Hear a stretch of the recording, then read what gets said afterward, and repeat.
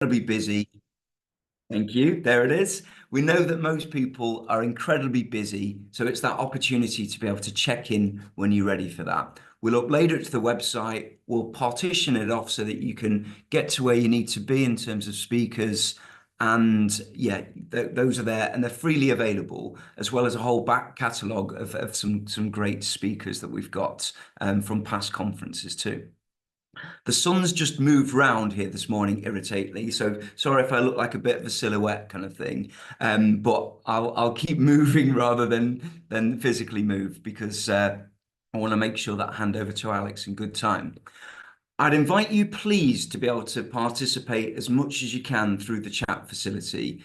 Ask any questions about any speakers, put any comments up there about what you think to anything you're hearing, because you'll get more from it that way. There will be the Q&A session panel after break, so about 12:15.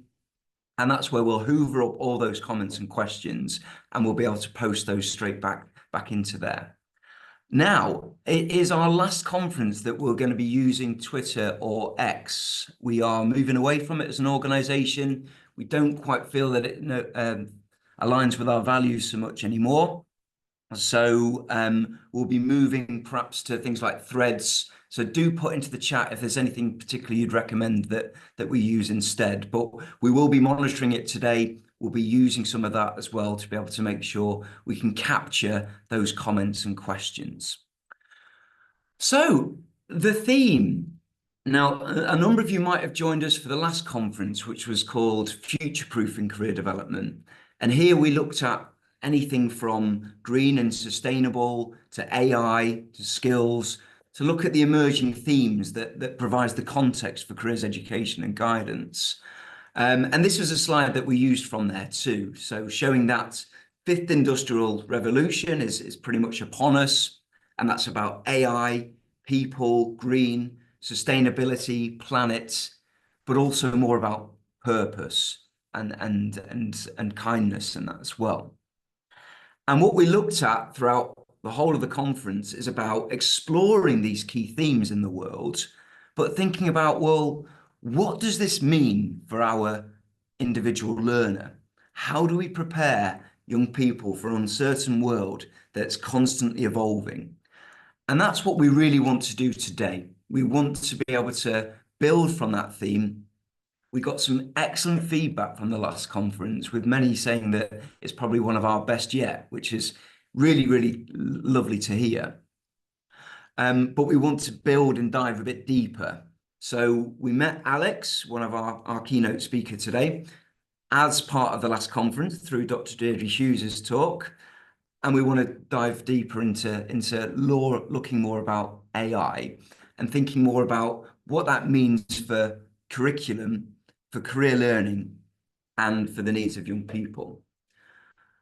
Context is forever evolving and changing. So since that last conference, we've got a new government, we've got a new PM, we've got a curriculum that's under review that I think we've probably got 2 days left to submit evidence about what we'd like to see being changed. And we'll be talking about that as a constant throughout today.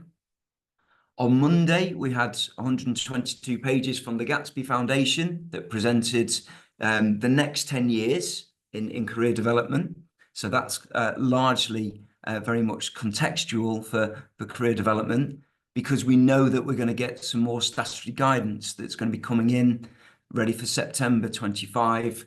And it's more going to be about how does things like policy change and influence based on the work of the Gatsby Foundation and a few good people really as part of this national curriculum review too. We also know that things like we'll be having 2 weeks worth of work experience that will be coming through, as well as the DFE working to think about how they actually train 1,000 extra careers advisors too. But amongst all of this, the slide at the bottom was where I shared from that CIPD report some 10 years ago about just the planets being apart, really, in terms of employers being from Venus, perhaps, and education being from Mars. And that was really about outlining that predicament that we're in, really, which is where the aspirations of young people will differ from the needs of the labour market. And also it's about whether or not young people are actually ready for the world of work after leaving the education system.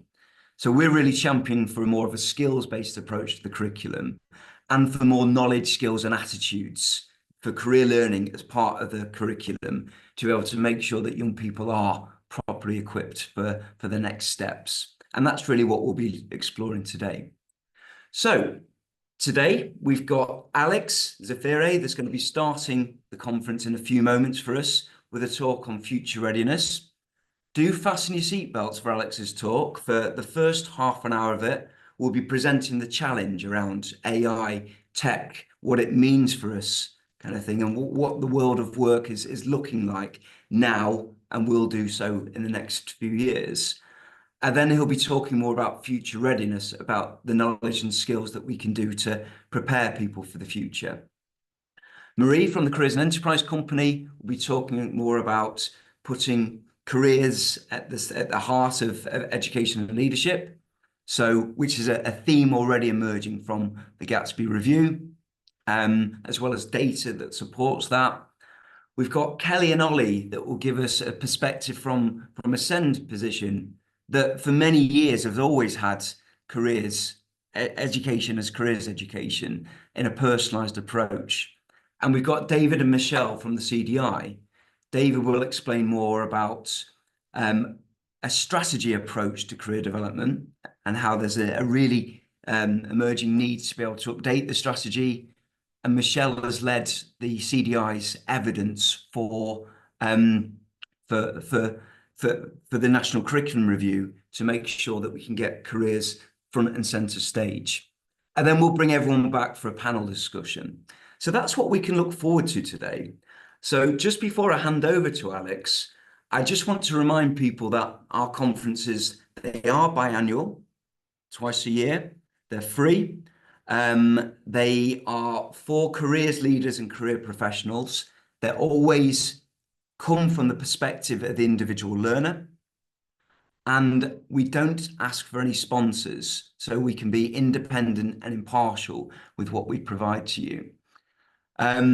So yeah, I think I just share that really just to be able to help to understand a bit more about what we do. Remember, most people are attending today via recording later on. We welcome that. We encourage that. I hope you enjoy the day. If you like what we do, please do subscribe to our network and leave us a Google review. So thank you for listening. At this stage, it's an absolute privilege to be able to welcome Alex Zafireh to the conference, his first time speaking at one of our events. And he's going to be talking more about future readiness. And I'm really looking forward to hearing what you have to say, Alex. So over to you when you're ready. Thanks, John, very much. We're just going to get the slideshow going and make sure everything is working okay. Can you see that all right there, John? I can see that fine, Alex. Thank you. Fantastic. Good morning, everybody. Thank you very much for joining us this morning. I'm just going to try and remove the tabs at the top, which slightly mask my screen. We'll find a way, not to worry. Okay, so today's title is Are You Futures Readiness? Are you ready? And that's what we're going to be exploring today. There'll be two parts, as John mentioned, to what we were talking about. AI, artificial intelligence, specifically AI in the workplace, and currently today, here and now, and also the emerging AI trends. We'll be exploring that. And as John mentioned earlier, that does come with a degree of challenge, something called cognitive dissonance. You know, when our norms and our established beliefs can be challenged a little bit, it's very natural, very normal for humans to experience something called pessimism, aversion, and to push back and have rejection and denial. And when I did this presentation recently with a gentleman with a PhD in computer science, he himself said I experienced at certain points in the presentation those feelings, and I had to guard against that. So we'll give you a heads up about that when we get to those more challenging moments. And then after that, we're going to be talking more for 15 minutes on arbitrary learning partnerships, futures readiness solution to some of the challenge that we are all going to be facing, and of course the opportunities at the same time. So let me just, I'm really keen to try and get rid of the annotations at the top. Is it like the black bar? Does anyone know how we get rid of the black bar? So you click on there. What do I do? I don't want to leave the meeting. I'll just keep moving it around the screen. I'm used to Teams, not so much Zoom. So in terms of AI, there's stuff that we know about AI so far, and everyone will be in a slightly different position. And of course, next we have stuff that you don't know about AI. Then you have the largest section, which is probably the stuff that you don't know that you don't know. And what concerns me is that policymakers sometimes don't know that they don't know quite a lot. And then finally, at the top, there is a group of people who don't want to know. And that's perhaps the most concerning aspect of all this. So you can choose your quote. I could give you 10 pages of quotes. I'm going to let you read through these yourself. I'm not going to read those out. I'm going to give you 10 seconds to read through those different quotes, and they all say a similar sort of thing.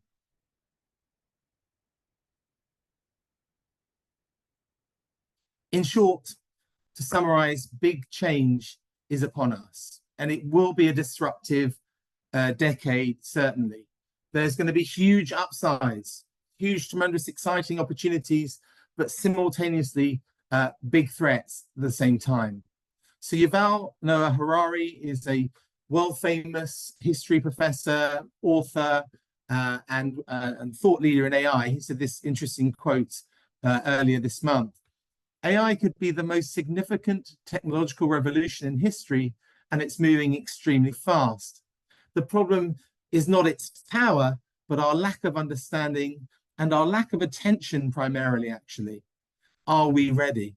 So I'd just like to pose this starting question.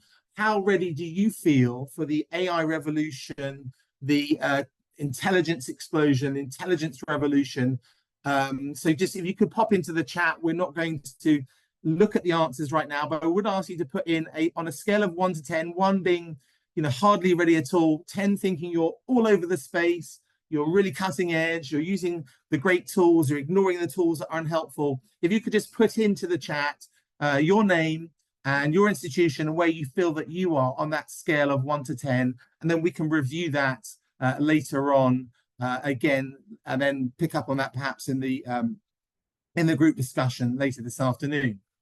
So let's move on to what is the current state of AI? Well, that isn't a great question at all, actually, because there's 3 aspects. There's a state of AI as perceived by the general public. There is the state of AI in terms of the commercial world, industry presently. And then there is the state of AI. This is where you put your seatbelts on later on when we get to it, in terms of the research and development within the world's leading laboratories, the AI labs. So let's start then with the first tier, public perception. Well, a large proportion of the public just have a sort of vague awareness, a basic familiarity. They can't even say ChatGPT, they'll say ChatGTP, ChatGDP, and who knows, you might even get confused with GDPR. They're just really a little bit muddled on really what it all is. And they certainly don't know what to ask large language models, or what we now call a large multimodal models, because it's not just text. Of course, it's visuals and conversational AI as well. They don't know what to ask it or even conceive possible use cases. Some, such as I'm guessing you guys who've joined this particular session, have begun experimenting with a limited number of AI models and AI tools. For example, some of the following. All of you will have had to go with one or another, or hopefully several different types of foundational models. It could be OpenAI's ChatGPT, it could be Anthropic's Claude, it could be Meta's Llama. It doesn't really matter. They're all very powerful. Some of you may have begun to play with advanced voice mode. certainly we've been showcasing some of the capabilities for learners with advanced voice mode. Mid-Journey, some of you perhaps have played with Mid-Journey. There's many other image generators, but that's an extremely powerful one. You may have heard of Video. The kids enjoy playing with those because you can make incredible tracks, in any genre and any style with any lyrics in seconds. Really powerful tool. Perplexity, of course, I'm sure you've been playing with that. It's a really amazing, and there's free versions of all these things, essentially. Perplexity is tremendous for being able to research a question and exciting the sources where it derived its answers from, allowing you to do deep dive explorations of where those responses came from. Notebook LM, as for the last 2 months, has been really, really popular, where you can pop in lots of different PDFs and it'll convert those into a podcast. Let's say it's a huge, a document, the one, for example, you could start before you read the new Gatsby update. You could pop it in as a PDF, get a little bit of a feel of an overview as a lovely introduction to reading the full text. GitHub, Copilot, and Cursor are really 2 massive platforms now for those people who are coding as coding assistants. So some people in the general public have begun playing with those, but very few people within the general populace are aware of the current capabilities. And we're not talking about what's coming, but just current capabilities. So let's review some of those current capabilities. So if we think consultants in medicine are some of the most highly trained people that we have, well, 2 different models ago, because we've moved on from ChatGPT 4 to ChatGPT 4.0 to the O1 model, but 2 models ago, ChatGPT 4 was able to outperform fully qualified ophthalmologists in determining concerns with the eye. Similarly, Harvard Medical School had came up with a new model called Chief that accurately detects multiple cancers, can assess treatment options and give the best personalized treatment options per individual, and predict survival rates. And it has an accuracy of 94% for all cancers and even higher for esophagus, stomach, colon, and prostate tumors. Similarly, in terms of breast cancer, a report in the Lancet recently showed that traditionally you have 2 radiologists looking at the scans to determine the situation in terms of breast cancer. And now they did a blind study, where they had both one radiologist with an AI, and that actually had improved outcomes, life-saving outcomes, therefore, of 20%. And incredibly, there's a new model called Mirai that can predict breast cancer 5 years in advance with significant high accuracy, which is, again, potentially life-saving. So incredible stuff in terms of medicine. Really, really optimistic in terms of how AI, which can just process enormous amounts of data very fast, is really going to help us with our NHS, which we know is struggling. So very exciting in terms of healthcare. But did you know that back in October and September of 2023, F-16 fighter jets, which cost hundreds of millions of pounds, were not autonomously controlled by drones, but could be first flown without pilots fully by live algorithmic AI tools. A first for aerial combat, as an autonomous fighter jet has managed to successfully engage in dogfighting manoeuvres against a manned F-16. The AI-controlled aircraft faced off against the human pilot at Edwards Air Base in California. This marks a major breakthrough in autonomous capability for aerial combat.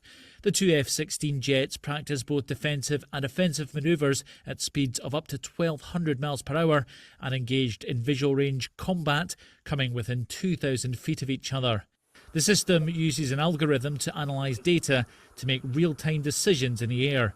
The breakthrough, which happened in September but has only just been announced, has been described as a transformational moment in aerospace history. I'm assuming, John, as you didn't interrupt, that the sound is coming through okay, because I've got a few audio clips. Amazing. Sorry, John, go ahead. Absolutely great. Amazing. Thank you very much for confirming. Always get a bit worried about the sound clip. So, that was back in September 2023. If you have some of the highest trained professionals, consultants in medicine, fighter pilots with the Royal Air Force, etc., able now to be fully automated, don't think that back office tasks, which is what a lot of people do, won't come under significant disruption in the coming future. So next we have OpenAI's O1 model, which moves things significantly forward in terms of the capabilities of these models. So already we have intelligence in our pockets if you have ChatGPT access to O1 that can produce PhD level outcomes in unseen, novel, so not in the training set of data and reproducing it or regurgitating it, but physics, chemistry, and biology. And it can achieve math level scores in the top 83% of the world in terms of the mathematics Olympiad examination. So incredible power and knowledge, including now new, some people will call it reasoning, but in terms of making steps and making new steps and rethinking. In other words, taking more time than perhaps what you're currently used to, which is the immediate next token prediction you get from the standard model. So this was a paradigm shifting moment in AI when that came out. So let's now look at an example of what happens when young people or any age of open-minded people can use these tools. It's really quite incredible. And really, as careers professionals, we need to be aware that the game has changed. I built this little app called Hermes. Basically, if I'm reading a book and I have any kind of question about it, I just take a picture of it and send it to Hermes, and Hermes will restate whatever's in the book in plain terms, and then it'll tell me things I might want to know about it, like whether the science is up to date, or what other perspectives I might be missing are, or what the underlying themes might be that I might have missed. It turns into this like intellectual companion. And the coolest part about this is I built Hermes myself, and I did it in less than an hour with Cursor and OpenAI's new model O1. And I just can't tell you how incredible that is, because even like 2 or 3 years ago, this would have been completely impossible. Literally teams of engineers working together for years would not have been able to do what I just did in an hour myself. So the application of these tools can really achieve incredible outcomes right here, right now, that used to take years and teams of people. So that's the current where we are. Let's now look at business. And I've been working as a careers leader for a decade now and have constantly worked closely with business. So let's have a little look. And this is the real focus of my research has been this in order to work backwards to discover what it is that young people need to be doing in schools as we evolve what we're doing. So some examples for you in terms of those amplification of the AI tools that we are able to orchestrate as humans to amplify and augment our capabilities. So this is a study from 2023 by Harvard Business School working with Boston Consulting Group, a management consulting firm. And they had 2 sets of groups. One was using ChatGPT-4, one wasn't.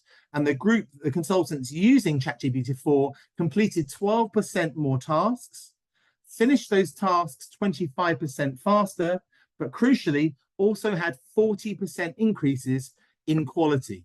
So working alongside these tools is essential in, let's say in this case, the consultancy field.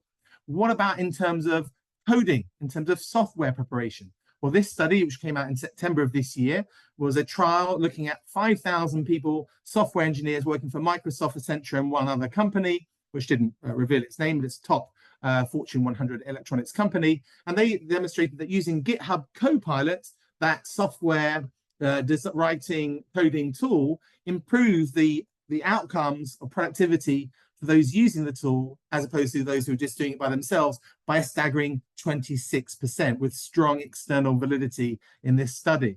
Similarly, just this month from MIT, a study came out that scientists with postgraduate qualifications were stunned by the improvements in their work when they worked alongside these tools. So some examples here, picking out the key points of the study.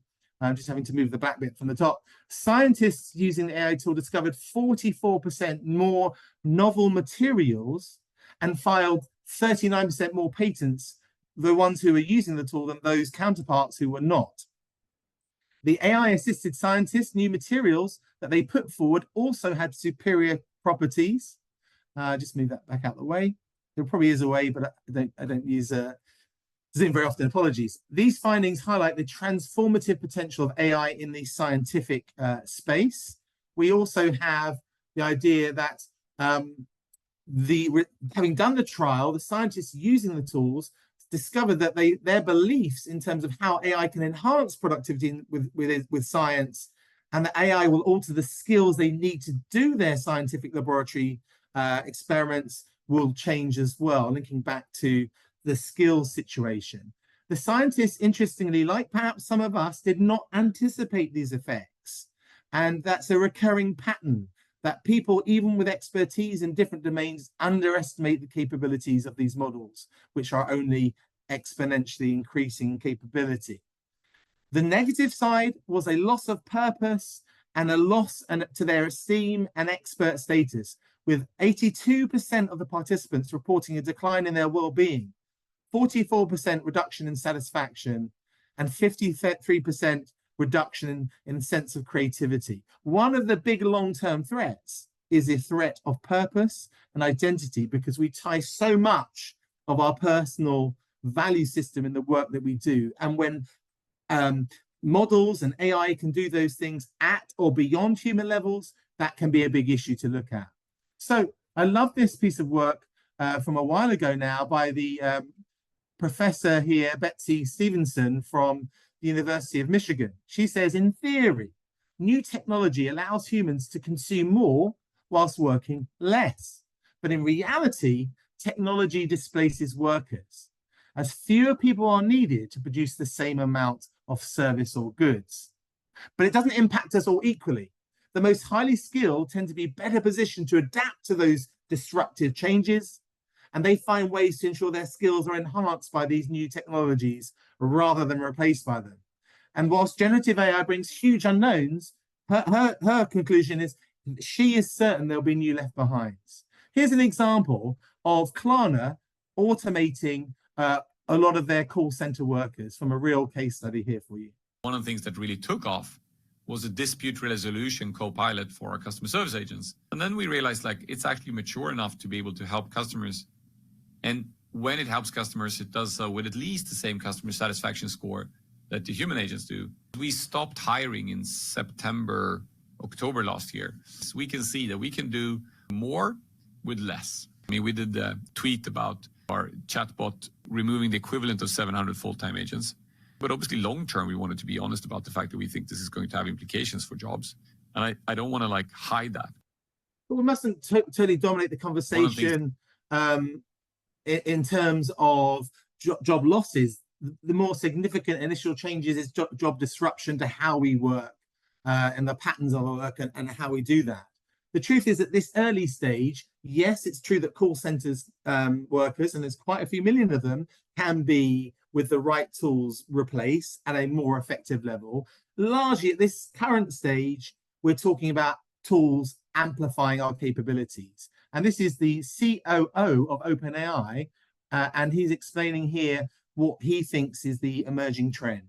We're going to go through this very weird period where on some near-term timeline, the narrative actually starts to shift from this idea of mass kind of job loss and automation, which I think has followed every kind of technological phase shift, to a world where people actually start to realize that these tools are, like, incredibly empowering. I think that that'll actually be kind of where we go in the near term. Now, on a longer-term timeline, I expect what we'll see is this weird kind of shift in the labor economy and in the labor market, where people realize actually that one person you have who's really good at doing the thing that they're doing is capable of doing like 10 other things. Right. And the kind of 10 people I would have needed to hire to do those 10 things kind of now all condensed down to one person who's kind of just directing these systems as to what to do.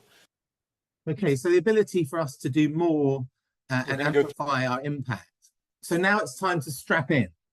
This is the moment when you're going to experience some cognitive dissonance. I've been studying the AI space for 2 years, realizing that a big wave was coming, and realizing that if I was going to be a good careers leader, that I needed to be aware of what is happening in terms of changes to the world of work. So let's have a look, but don't listen to me. Let's look at some of the leading experts in the AI laboratories of the world. So first of all, this is an article here from The Information, which is a really good publication in the States, does focuses a lot on this space. So Miles Brundage has recently stepped down about 3 to 4 weeks ago from OpenAI as the senior advisor for their AGI readiness. AGI means artificial general intelligence, the ability to automate at or beyond a human level most computer-based cognitive tasks. Now, his specific job at OpenAI was to look at how OpenAI, to what extent was OpenAI ready to steward these increasingly powerful models, and to assess the world's readiness to implement those capable models. He has a PhD from Arizona State, a postdoc from our own Oxford University, and he worked at OpenAI for 6 years. He did this massive Substack blog post, which I've just summarized into 2 or 3 lines for us in a short clip. He says that AI capabilities are improving very quickly. Policymakers need to act far more urgently. Think the unheeding warnings about the pandemic preparedness pre-COVID.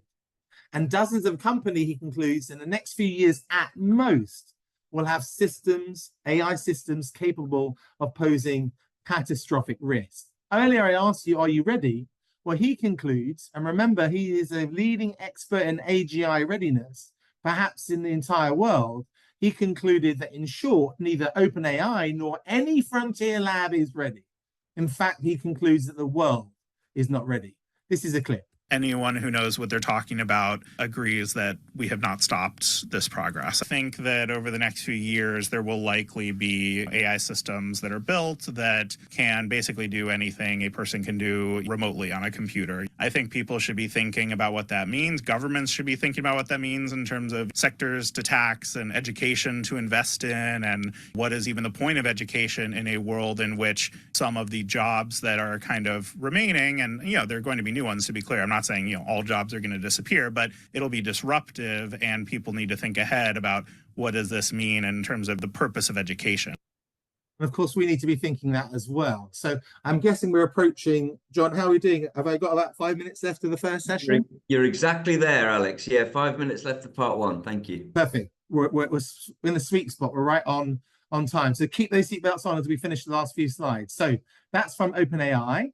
What about from this chap called Leopold Aschenbrenner? Now, this was a report I read or listened to because I pasted it into a text to reader so I could take my kids to Andor on a swim camp at half term. I listened to it, screenshot it, and then jotted it down from 43,000 words to 1 slide for you, which is part of what we do at Futures Readiness. We carry a lot of the weight to keep you up to speed so enabling you to carry on in your main roles. Basically, Leopold Aschenbrenner is an absolute prodigy in terms of artificial intelligence, but I'll move on because we haven't got much time to tell you his background. But basically, he went to university at 15 and was the most successful grad from Columbia University at 18. So a super prodigy.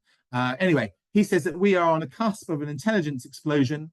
We are building machines that can think and reason, machines that will soon be smarter than the smartest humans, that can think through problems, that can use tools, can try different approaches, can undertake research, can revise their approaches, can coordinate with other AIs and humans, and can complete big projects independently. He says that by 2025-26, the machines will outpace college graduates, so people with degrees, and by 2027, we'll have something that looks more like agent co-workers. Somewhere around 26-27 is the moment when the mainstream society who aren't studying this in depth, like myself as a bit of a geek in terms of observing this space, and it's only at that point that the mainstream society populace, the demos, will viscerally feel what is happening, and they will unfortunately at that point be scared. He says that we're on course for artificial general intelligence by 2027, whereby AI systems can basically automate all cognitive jobs. That doesn't mean it will do, it just has the capabilities. You can imagine that lawyers and medics will ensure with their strong public bodies that there is resistance to that. The technology will move faster than the institutions. However, by the end of the 2030s, the world would have been utterly, unrecognizably transformed. Similarly, concludes Anthropic's CEO, one of the world's leading AI models, exactly the same thing. He says, yeah, most people are skeptical that powerful AI will be built soon, some that it ever will. But he says that he thinks it's going to happen over the next 5 to 10 years and that everyone will be surprised by the impact. OpenAI, again, CEO Sam Altman says, the world is sleeping on AI to an astonishing degree. and things are going a lot faster than most people are appreciating. Just to conclude then, this first section. This is Demis Hassabis. Sir Demis Hassabis has just recently been knighted, and he won the Nobel Prize in Chemistry just a few months ago. He is in charge of Google's AI, amazing guy. And he says, at the moment, it is true that AI is a little bit overhyped. Remember, those technologies that can fly F-16s, that can outperform all kinds of medics, including now recently GPs, it came out just this week. But what is going to happen, Demis confirms, is underhyped. People don't quite understand how enormous this change is going to be. I just think we've barely scratched the surface of what I can imagine these things will be used for. What I sort of maybe kind of find amusing about the people who've come to this space a lot later, maybe in the last year or so, what is amusing is they don't actually fully understand the enormity of what's coming. I have no doubt 10 years' time we'll be in an amazing, flourishing society powered by AI. So just to conclude on this section, if you think this is all hyperbole by the AI labs because they're all racing to get the next trillion funding round to build the next supercomputer, well, if you don't believe me or any of those scientists, then instead, why don't we, as one of our great British institutions, listen to Stephen Fry? And there's a QR code there. I'd like you to scan that, and that will take you to an incredible London School of Economics a presentation by Stephen Fry. Many of you perhaps don't know, but Stephen Fry is a leading person studying AI, and he is fully aware the whole concept of work will be changing within the next decade. Bill Gates said within 10 years, people will work no more than 3 days. And these are the people at the pulse. So do have a listen. You don't have to believe Sir Demis Hassabis and everybody else. And I could go on. I could do hours on this. I haven't got time. I now need to move on to the next stage. And if you haven't managed to get that QR scan, don't worry. John will push it out in the post-event comms. So second section is more of a solutions focus. So it's not 20 minutes, it's actually 15 minutes. I should have changed that. But today's year sevens complete post-18 degrees or post-18 degree apprenticeships, perhaps in 10 years' time. That's our current secondary school year sevens. They're entering this transformed world. And what we're really doing in schools predominantly is still preparing them for a memory test. Yes, it's applying memories to novel situations, and I've been teaching A-levels and GCSEs for 25 years. But that's essentially what we spend the majority of our time in school doing. What about reception kids? I work for a trust with 10,000 students across 24 schools from nursery through to my A-level politics groups that I'll be teaching on Friday. Today's reception children don't go through to post-18 degrees or degree apprenticeships for 17 years. You know, my concern is that the revision to the national curriculum has come a little bit too quick for our biggest policymakers to understand the concept of what's happening. If schools, if colleges, if our role with young people as careers professionals to prepare young people for some agency over their futures, what are we currently doing? In the past, education was about teaching students the right answers, but the future world of work is very different.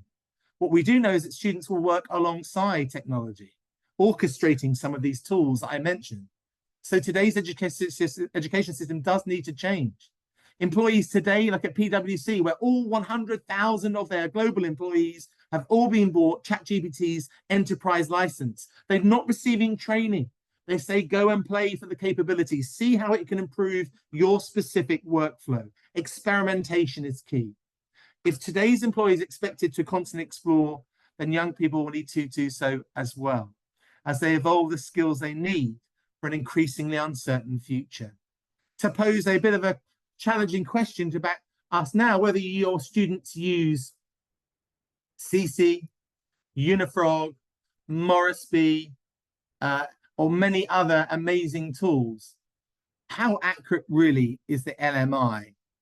And how accurate is therefore the careers information and guidance we're giving if this world is transforming at the pace that the labs are sharing with just a few people paying attention, as Yuval Noah Harari said?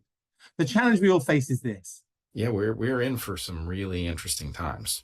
The massive economic disruption that's coming from a technology that will take what most people do for a living and make it useless. Children turned to you and said, Dad, what career should I do in a world where AI is getting smarter by the week? Do I go to school, university? What do I do? What I would do in their shoes, invest in a cognitive toolkit that works for a future that you cannot imagine. 5 years ago, people were saying, learn to code. That was bad advice. That's something that AIs can do.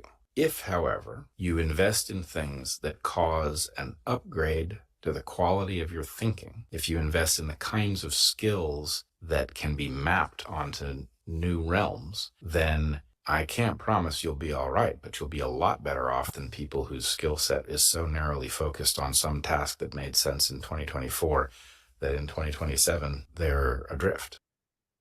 And ATLP's Future Readiness Response is just such a cognitive toolkit. Futures Readiness at ATLP is a preparedness framework of 20 skills, attitudes, competencies, and values that help students navigate the rapidly changing present and to prepare for unprecedented disruption to the world of work, education, and indeed society as a whole. The model was inspired by the World Economic Forum's white paper from January 2023, which is called Defining Education for a Taxonomy for the Future of Learning. Also, all the reports by the OECD on skills, the Future of Jobs biannual report by the World Economic Forum, which studies millions of employees around the world, the leading AI labs, and the leading business leaders in industry across the world. It was designed in collaborative support with the University of Birmingham, Dr. Shane McLaughlin. And, there's many of these models. There's many similar things. We know about essential skills and skills builder. This has all of those elements, but also the elements required for this transformed world. So let's have a look at some of these here, for example. Now, resilience is going to be so important. You're having to be resilient in this presentation when you're confronted with things that feel dystopian to you.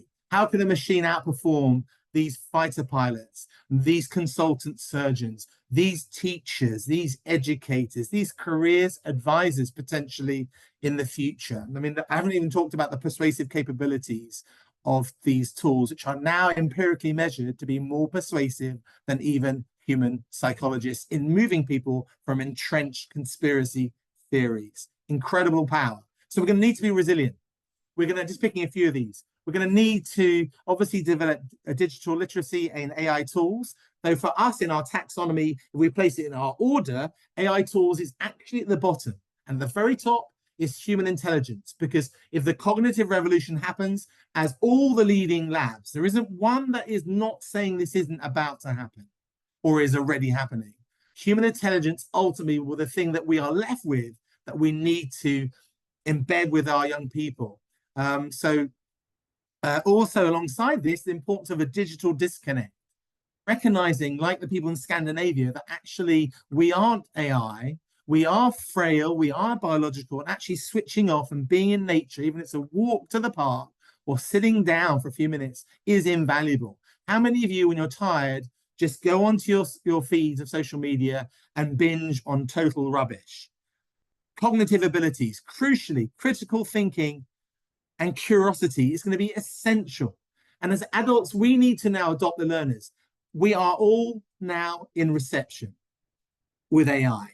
So I presented last week to a PhD in computer science. I shared the fortnightly futures readiness resources, which are linked to these points, these attributes, these aspects. And he said, Alex, I've got a PhD in computer science. I need the fortnightly futures readiness because of the pace of change. We're going to need to be adaptable, to be continuously upskilling ourselves. We're going to have to live out ourselves what we preach to our learners. So what we do is we connect the model to every fortnight resources that are press and play. Simply click. No preparation for teachers, no preparation for the adults also learning at the same time. Why do we do it every fortnight? It's because, as Rob Thomas says, the chief commercial officer of IBM, he coined the phrase AI years. The idea that what used to be a year is now a week. And that pace is speeding up. John, am I on 5 minutes remaining? You've got a little longer. So yeah, so that's fine. So about 7, 8 minutes. Perfect. So let me tell you what are the features of Futures Readiness. As I've mentioned in this presentation, some of those things that we share are the here and now AI-induced changes to the workplace. So I would have hopefully demonstrated some of those today. We also cast a light upon the wider societal impacts of AI.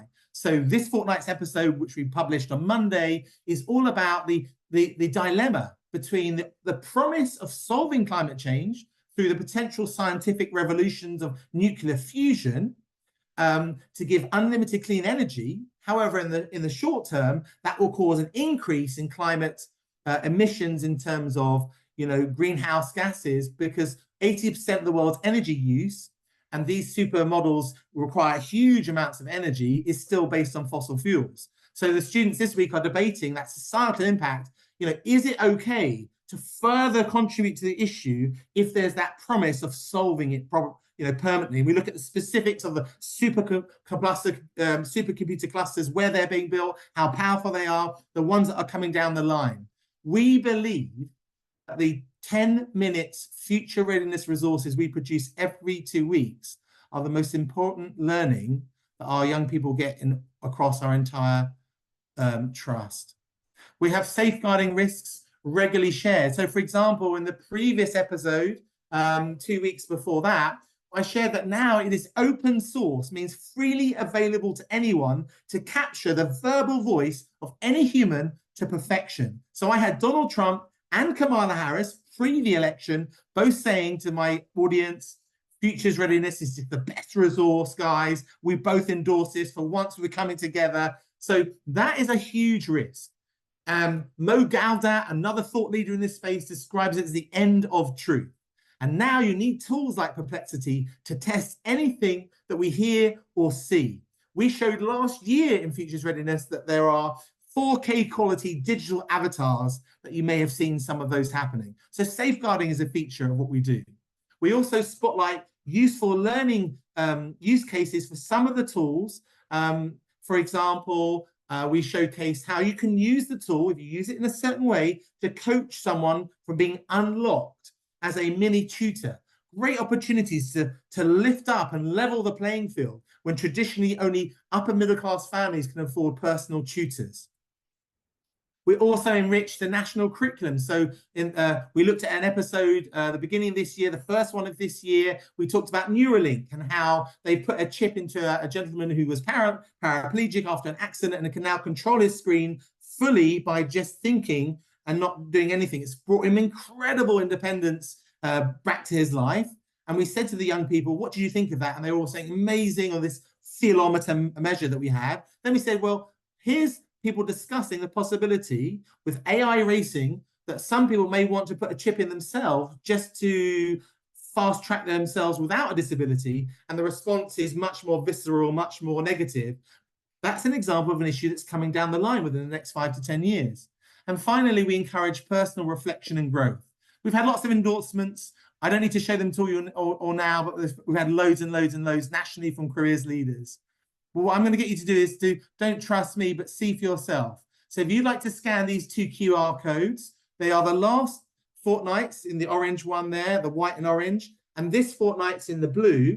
And if you like the resources, I'm prepared to give you a free trial to the other 3 of this year and with your students, so you'd have a whole half term's worth of resources. And if you like them, we only are charging £1,000 for the entire school per school. And the money is not for profit.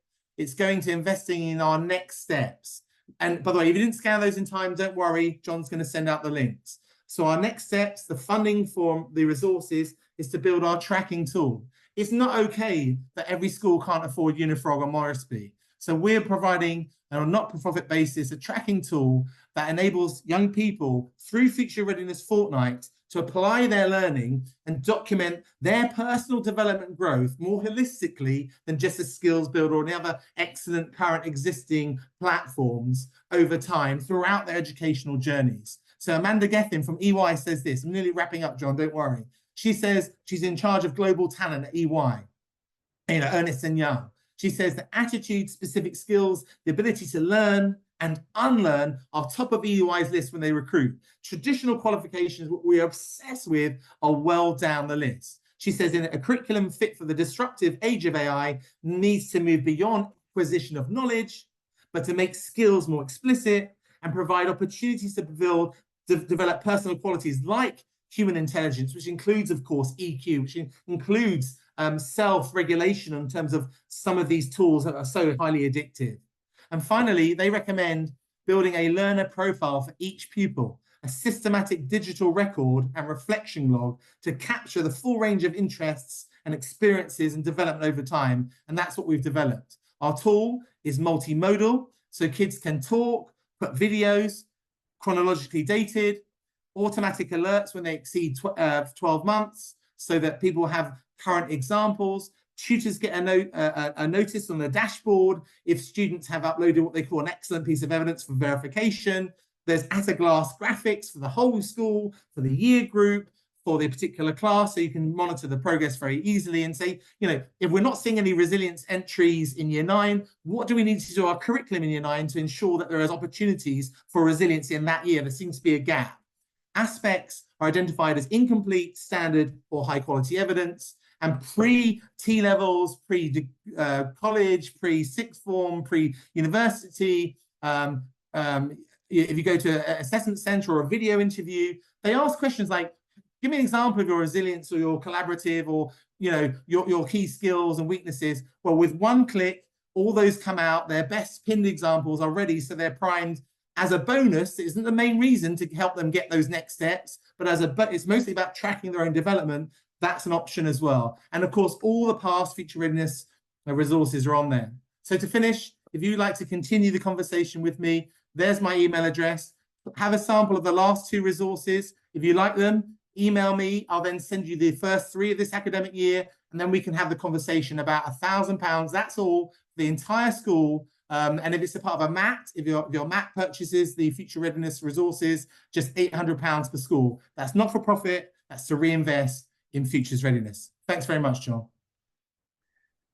Alex, thank you so much for all your time and energy there. So I think what I really wanted is to be able to build from the last conference where we kind of scratched the surface a bit on AI, and to go into more detail to look at what that looks like or what it could look like, you know, and it is very controversial, of course, and it's about how ready we feel for it, but also this coming from a careers leader that's done something very practical with it to be able to turn into a curriculum.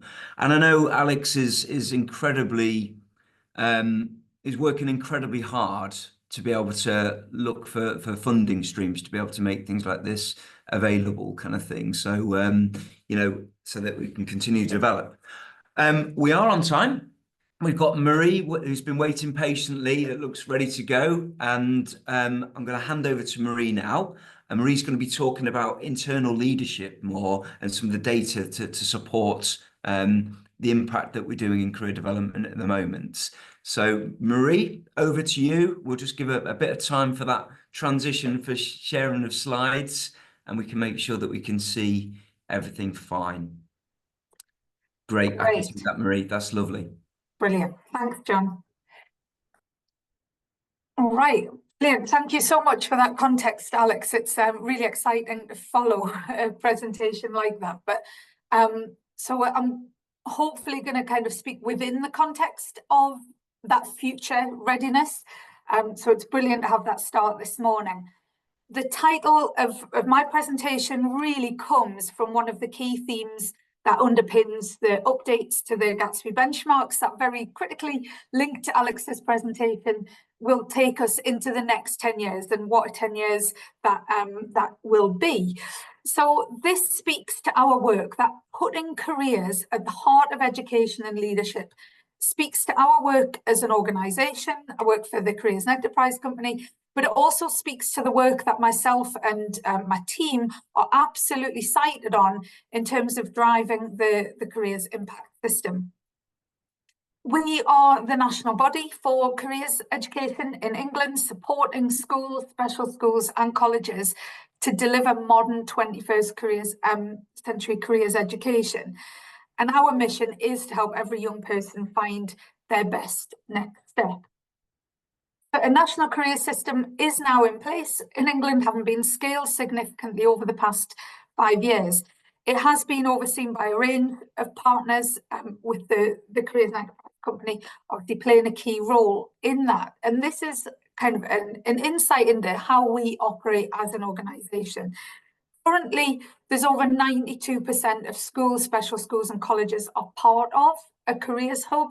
And then more than 3,000 careers leaders nationally have been trained, all of them supported by digital tools, resources. Over 4,500 schools and colleges report benchmark progress using Compass and Compass Plus. I was at the launch on Monday of the updated Gatsby benchmarks, and it was fascinating to hear Beth from Gatsby Foundation refer to that initial target of hoping that 300 institutions would record their progress in Compass and Compass Plus. And now we're way over that 4,700 institutions. Through one of our tools, the Future Skills Questionnaire, we now have way over 100,000 learners telling us about their career readiness, their future readiness, their essential skills via the Future Skills Questionnaire. And we can't underestimate the power of that scale, of that number of institutions working together, and then all of those learners kind of feeding into the system. We've obviously got the Gatsby benchmarks in there as kind of they are well embedded now, and we heard that kind of message of stability from Beth and the team on Monday. And I'm sure you're kind of working through that report with AI or just with highlighters as you do it. So that they continue to give us that structure of how we work with educators, how we work with leaders, how we work with employers across the system. And then critically, within the middle of our work, obviously, is young people. And we are absolutely sighted on positive outcomes for young people and our key stakeholders as an organisation. How can we continue to support careers leaders and then education leaders to really drive sustainable and strategic career leadership? Most schools and colleges, as I said, are kind of voluntarily working with us, whether that is through and accessing training for careers leaders, being members of our careers hubs, partnering with business volunteers, with AIs, and AIs, that's me. You can tell where my mind's gone this morning, EAs, and using our tools, including Compass and Compass Plus. And there has been significant progress over the last 5 years. So external evaluations of career leader training, careers hubs, our wider network have established the positive impact of all of these interventions over time. Key headlines of the impact of this work, but I know some of you are absolutely in the detail of and driving daily, are featured on this slide. So we've had an average Gatsby benchmark increase across the system over 5 years from 2.1 to 5.5 as an average score. Schools and colleges who've been involved in careers hubs for the longest time, nearly double the number of Gatsby benchmarks. So that's up to 6 compared to those not engaged in careers hubs, which is on average 3.2 benchmarks. Really significantly, a 20% reduction in NEET for the most disadvantaged institutions where they meet a benchmark as well. So really significant progress over the last 5 years. Good quality careers education underpinned by empowered careers leaders and engaged employers is helping young people become more career ready. Young people's career readiness is increasing and they are more likely to be satisfied with the careers guidance they receive. That Future Skills Questionnaire that I referred to before, where we've got that 100,000 responses, where students are asked in a range of tailored age-related questions to really understand their level of career knowledge, their skills, and taken together, the answers give us that age-appropriate career readiness score for each learner. And as students advance through secondary school, the data shows that overall career readiness grows about 21 percentage points increase between year 7 and year 11. So the more benchmarks a school or college achieves, the lower number of people are becoming NEET at age 16 or 18. So there's really tangible, measurable progress that we're making. But there needs to be a future vision, doesn't there? So the strategic shifts on this slide really capture our vision and our strategic priorities as an organisation. I did say that the most recent impact report that we published reflect that 92% of schools and colleges were part of a careers hub. Significant numbers reporting that benchmark, significant numbers completing future skills questionnaire. Our focus is to say, right, we've got that coverage. What about quality? How can we work to support schools, special schools and colleges to drive impact-led, sustainable and strategic careers leadership that are aligned to positive learner outcomes? So that first strategic shift is really, really critical. The other strategic shifts for the company are also shared here, but really today I want to hover on that coverage to quality. And I want to talk about how we're kind of achieving this through our ways of working and how we're starting to put careers at the heart of education and leadership. As we reach that coverage, full coverage of our support to schools, colleges, employers, we are increasingly focusing our attention on driving up quality in the system. And we've got two new key strategic approaches that are driving this. The Careers Impact System is a model that assures quality in careers by using internal leadership reviews and peer reviews administered regionally at scale, with then the elements of the system providing moderation and evaluation, with thematic reviews nationally happening to really kind of interrogate priorities at whole system level, but to drive up quality at scale in a really systemic, measurable way. Equally, the employer standards is a framework to support employers of all sizes to really kind of consider their provision and provide quality careers outreach to schools, special schools and young people in tandem with those developments with the Careers Impact System. So we're going to focus more today on the Careers Impact System. There is an excellent seminar on Friday for employers, really focusing on the employer standards. So please do look at LinkedIn for details of that one. But we're going to look more at the Careers Impact System. This is our focus. This is our rationale, our ambition for the Careers Impact System. It came from that coverage to quality strategic shift and really wanting to standardise what is quality when you're thinking about leadership of careers, and it is absolutely outcome driven. So the Careers Impact System is underpinned by a maturity model. It does incorporate different review types as well that give us a standardised approach and a shared language that we can all adopt, we can all use to have confidence in an aligned and consistent approach to quality that can be moderated and evaluated nationally. And we are unapologetically relentless in our focus on quality and standardisation, and we want to define and herald careers leadership as a profession that drives quality, drives outcomes, and prepares young people for their future. These are the different elements to the system. There are different types of review in the system that will take us from coverage to quality and will establish that shared language, that shared understanding of what good looks like in careers leadership. The bottom two elements of this pyramid are where we are taking this work to scale across our network of all of those schools, special schools and colleges that voluntarily engage with us through our tools, through our careers hubs, through FSQ, etc. So the bottom two, those internal leadership reviews and the peer-to-peer reviews, are how we are taking this scale.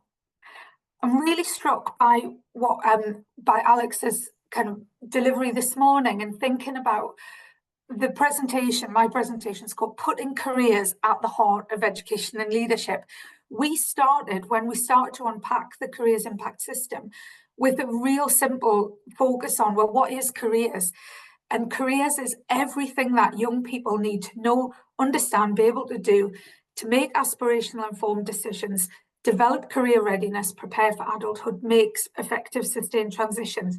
And in the context of Alex's presentation, that becomes even more significant, more important, because that career readiness, that future changing world of work, that is what careers is. So this is our definition, and you'll see this kind of language, this definition repeated through all of our guidance, all of the resource and support that accompanies the careers impact system. So the maturity model does start to kind of encourage education leaders, encourage careers leaders to think, what is it that your young people need to know, understand, and be able to do in order to do those three things? And we know, as careers and education professionals, we know there's an awful lot to unpack in this. This is mind-blowing, especially in the context of Alex's presentation. So essentially, careers allows us to consider kind of what we're preparing learners for and what is the provision that they need to get there. This is not about throwing lots of valuable experiences and activities at young people and hoping things stick.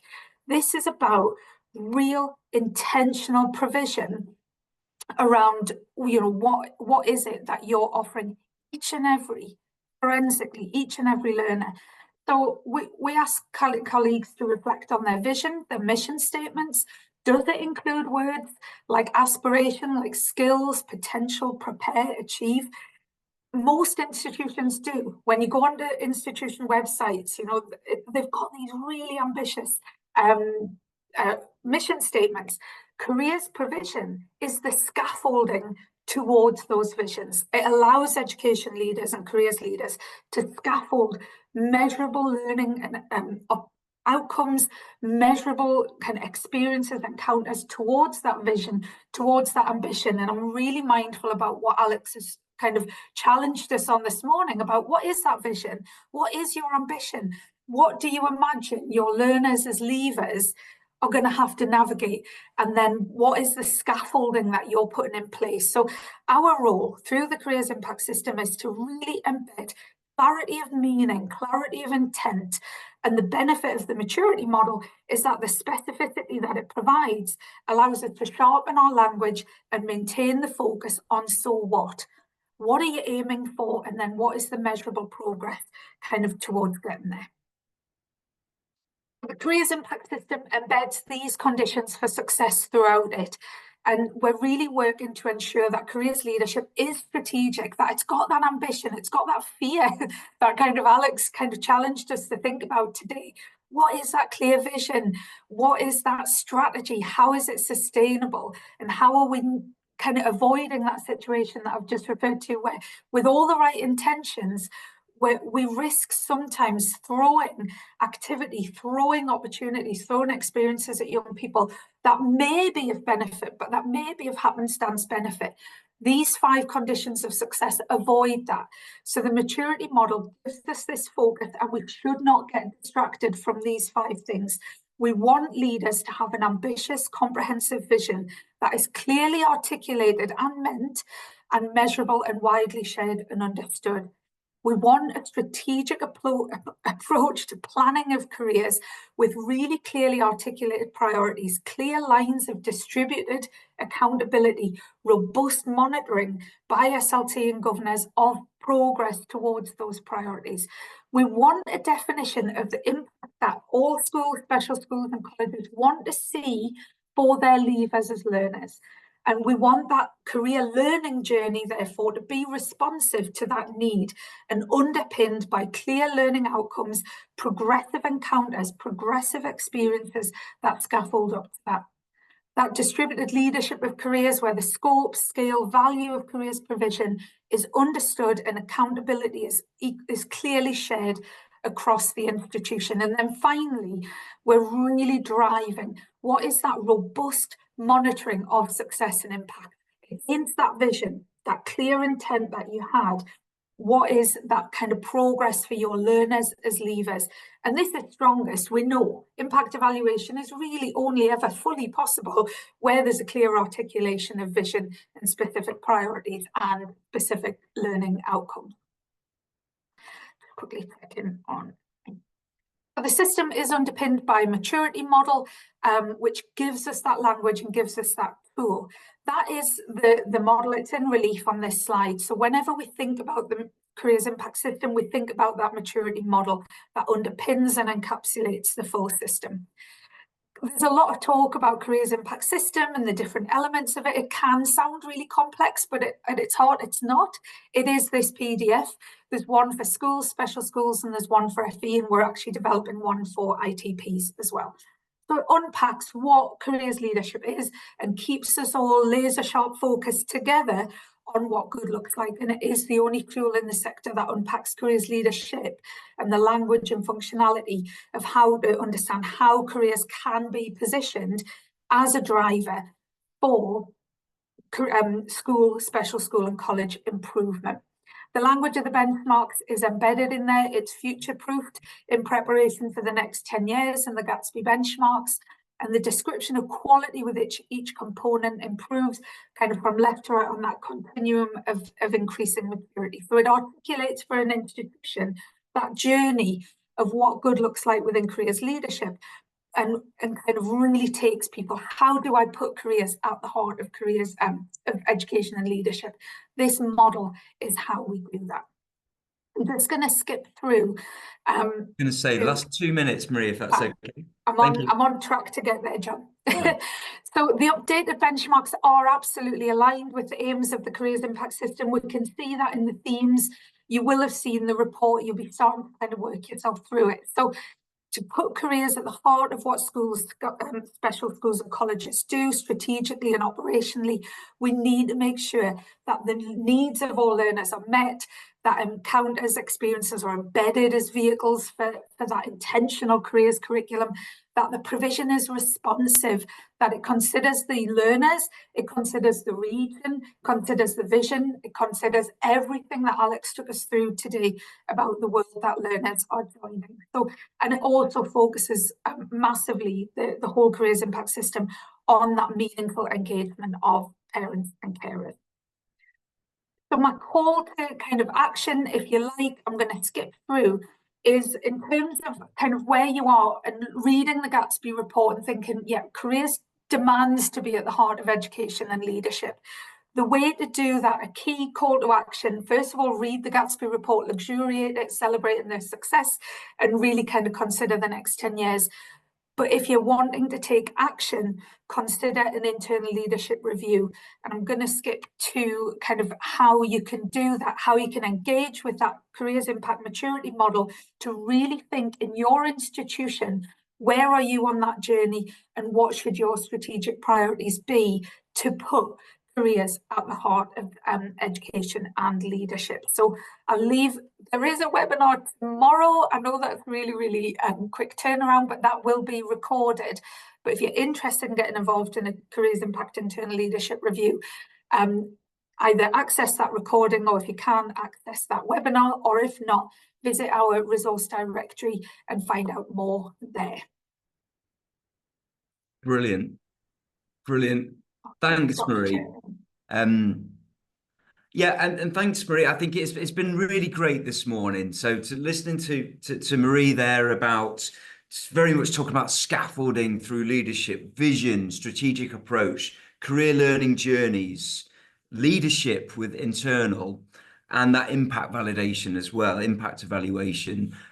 And that really building on from what Alex was talking about before, which has kind of blown many of our minds. Hopefully we're still not quite up on the ceiling just yet, kind of thing, and we're coming down, but just really starting to challenge us and challenge the norm and helping us to think through, well, if career is a journey through life, how are we preparing our young people for that?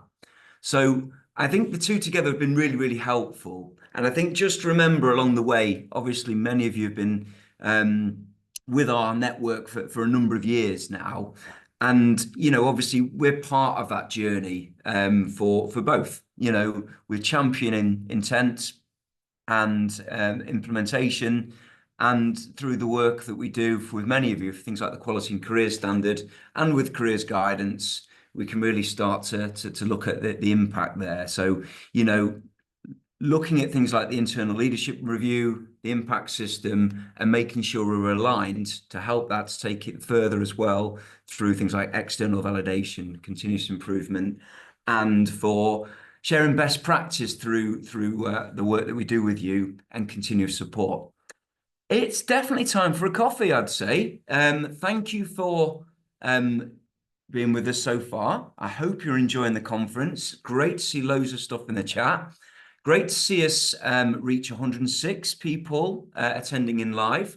We know that over 230 have registered. So if you are accessing this via the recording, I hope you are enjoying what you've got so far. We're going to have a break. We're going to come back at 11 o'clock, where it's going to be going straight through to Kelly and Ollie from Outcomes First Group. And just keep an open mind, keep your thoughts coming through to the chat. Let us know what you've enjoyed so far, what you want to see more of, and what questions you might want to bring back to those speakers as we go through the day, ready for that panel discussion. Go and get a well-deserved cup of tea. Thank you.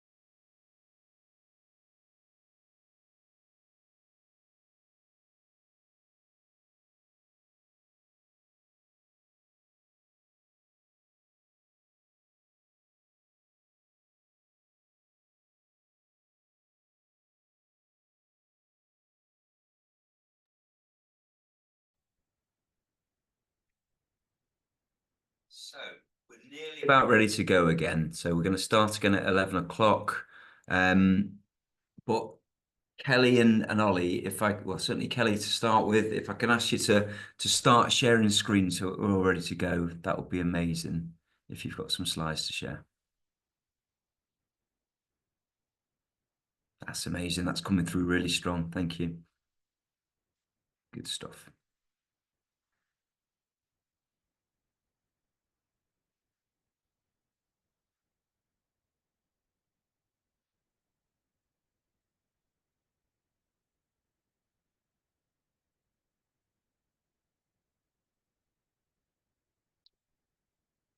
That is now 11 o'clock. So welcome back, everyone. I hope you managed to get a bit of a screen break there. We learned the importance of that through with digital disconnect, and you didn't go straight to your emails and your social media. You maybe had a bit of a walk outside, perhaps. So and are refreshed, ready for part two. So we've got in a moment, we've got Kelly Guthry and Ollie Masters from Outcomes First to talk us about what careers looks like in a SEND setting and how much we can learn from that as part of a curriculum review. And then before the next break as well, we'll be listening to David and Michelle from the CDI. So without further ado, let me hand over to Kelly, who's going to start us off first of all, to follow on from that theme. So lovely, I can see you now, Kelly, as well. What's yours? Thank you, thanks, Jen, and thank you for having me. It's honestly, it's lovely to get to come and talk about what we do at the Outcomes First group. So I know time's quite limited. I will obviously fly through this, but I'll pop my details, or John has them if anyone's got any questions at the end. So just a little bit about me. My name's Kelly Guthry, and I'm the pedagogy lead for Futures and Preparation for Healthy Adulthood within the Outcomes First group. So you will notice throughout this presentation, we don't utilise the word careers within our organisation. We talk about futures because our role and our offering is about the long-term future of our young people, whether that is independent living or whether it is going to colleges, universities and looking for work. So our role, as you know, that CDI campaign says, is so much more than talking about careers. That's the very end point for us, and it's the whole journey that is up until that point. So a little bit about me. I started my career as a children's nurse. So I worked in end-of-life care for young people. And during that journey, had the privilege of mentoring a lot of student nurses. I realised during that time that there was a huge divide between work experience providers and colleges and settings, and that our young people were not getting proper real life experiences that were impactful. So I started doing a lot of campaigning and work around making sure that our young people do get the right opportunities to be able to do valid work experience. So that led me on to looking into my next step of my career as a careers advisor or as a careers coach. So I completed my master's at the University of Huddersfield, and my specialism within nursing was special educational needs and young people with additional learning support needs. So it naturally fell me into the realm that I am now with the Outcomes First group, integrating that whole need of health well-being holistically with also the careers pathway. So a little bit about ourselves. So the Outcomes First group are the UK's largest provider of special educational needs. We do have over 75 schools at the moment. So that is a huge increase from when I started. We had 24 at the point of my beginning with the Outcomes First group. We do have two main divisions within the group. So our ACON brand is SEMH and our options brand is our autism. So we are a very, very large provision. We do have over 4,000 young people with us. And what we do and what we've created over the last few years is such a bespoke offering that is 100% our young people's voice at the heart of everything that we do. So if I just jump you into the next screen. So when I started 4 years ago, although it was right at that beginning of having to hand careers back to the schools and have them understand what it is that they need to do, My project was to speak to all of the schools and see if I could start to create something that would work across the board. So we needed something that was scalable. We needed something that every one of our young people could engage with despite their needs and their academic level. What I found straight away is that Futures for us is the key to everything that we do. Every school utilizes Futures as the golden thread through their entire provision. So yes, academic success, health and well-being of our young people is crucial, paramount. But for me, there is no point getting our young people the best qualifications and the best kind of academic background if we can't support them to show them how to utilize that in their future and what they're going to do as a suitable next step. So it is the biggest cog, as you can see here, within the Outcomes First group, and it does keep everything that we do around it moving. So it is our main focus, and it feeds into every single area of what we present in terms of our education. So in terms of our approach, this is, again, just a very small amount of what we do. So as I said, Futures is at the heart of our curriculum. Everything that we have and everything that I will likely present over the next few slides has been created with our learner voice. So all of our projects, our curriculum, our work experience, the learner is the heart of what we do. They provide us our feedback and they shape what they want, and they have the overall control over how it's presented. In terms of our support group, I will go on to our Futures team, but we make sure that our schools and our learners have unlimited support at all times. So it's not the case as in some scenarios that we're paying for external services to come in and they're coming in a couple of times a year. Our learners get as much support as they want when they want it. So it is completely led by the learner and how much that they want from us. All of our work experience opportunities are bespoke. Again, I'll go through those in a little bit more detail, but we have some fantastic opportunities that are very out of the box that, again, just meet the need of that learner's journey at that point. So we get rid of the stereotypical work experience week, 2 weeks, and we make sure that what we are delivering and what we're doing has our student at the heart, and it's fed right the way through the curriculum. So every subject area that they're doing has an opportunity attached to it.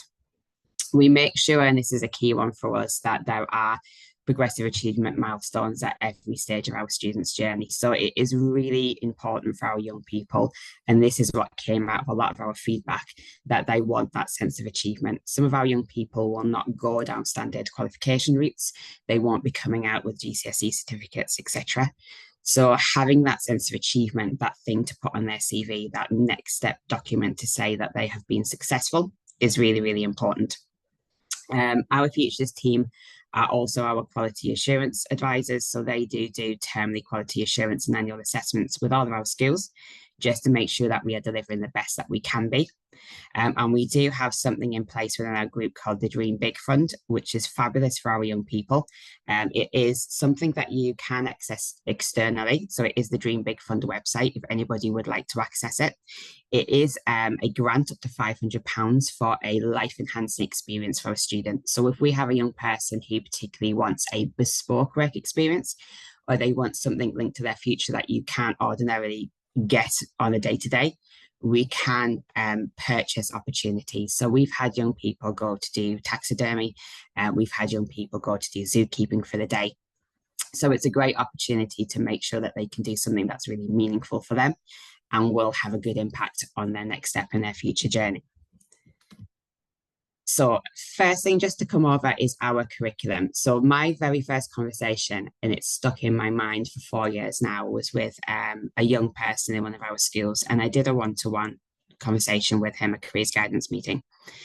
And the only thing that he wanted for his future was a certificate to put on his wall.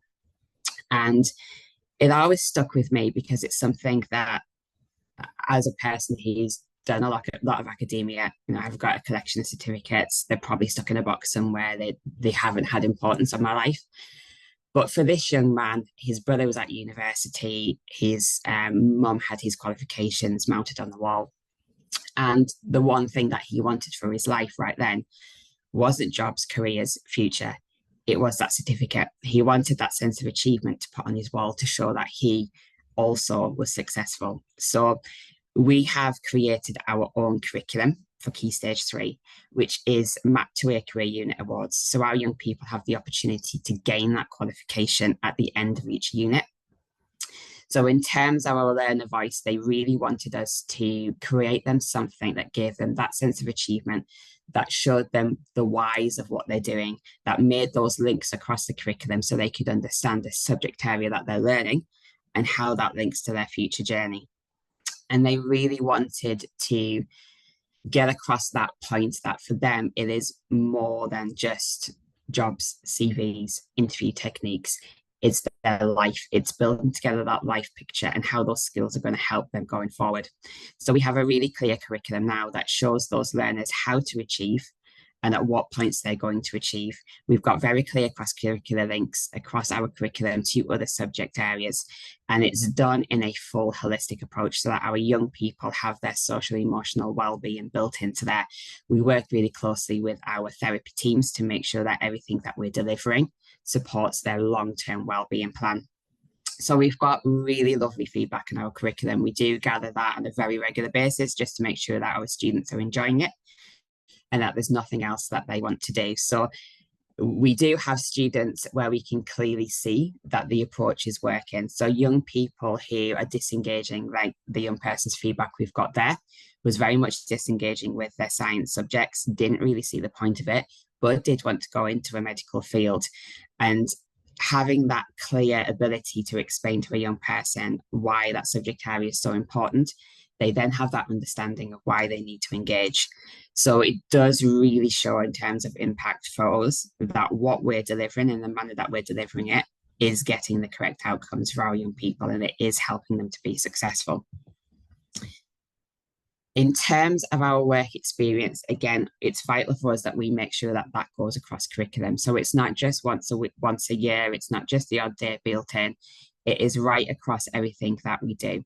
So the nice skiing picture that you see there, that is our Duke of Edinburgh young people. So they do get the opportunity. They've been, all over the world. I think this one was across in Canada. They have traveled to be able to do outdoor activities. So we're linking in the health and well-being. But within this, the lead there, that's Darren, does also make sure that he talks about the job roles that are involved, the opportunities that they could have, how they could go into outdoor education, how they could be ski instructors. Little bits and pieces that you've got down here at the bottom. So if our young people are not ready to go out into work experience, we can bring that into the classroom.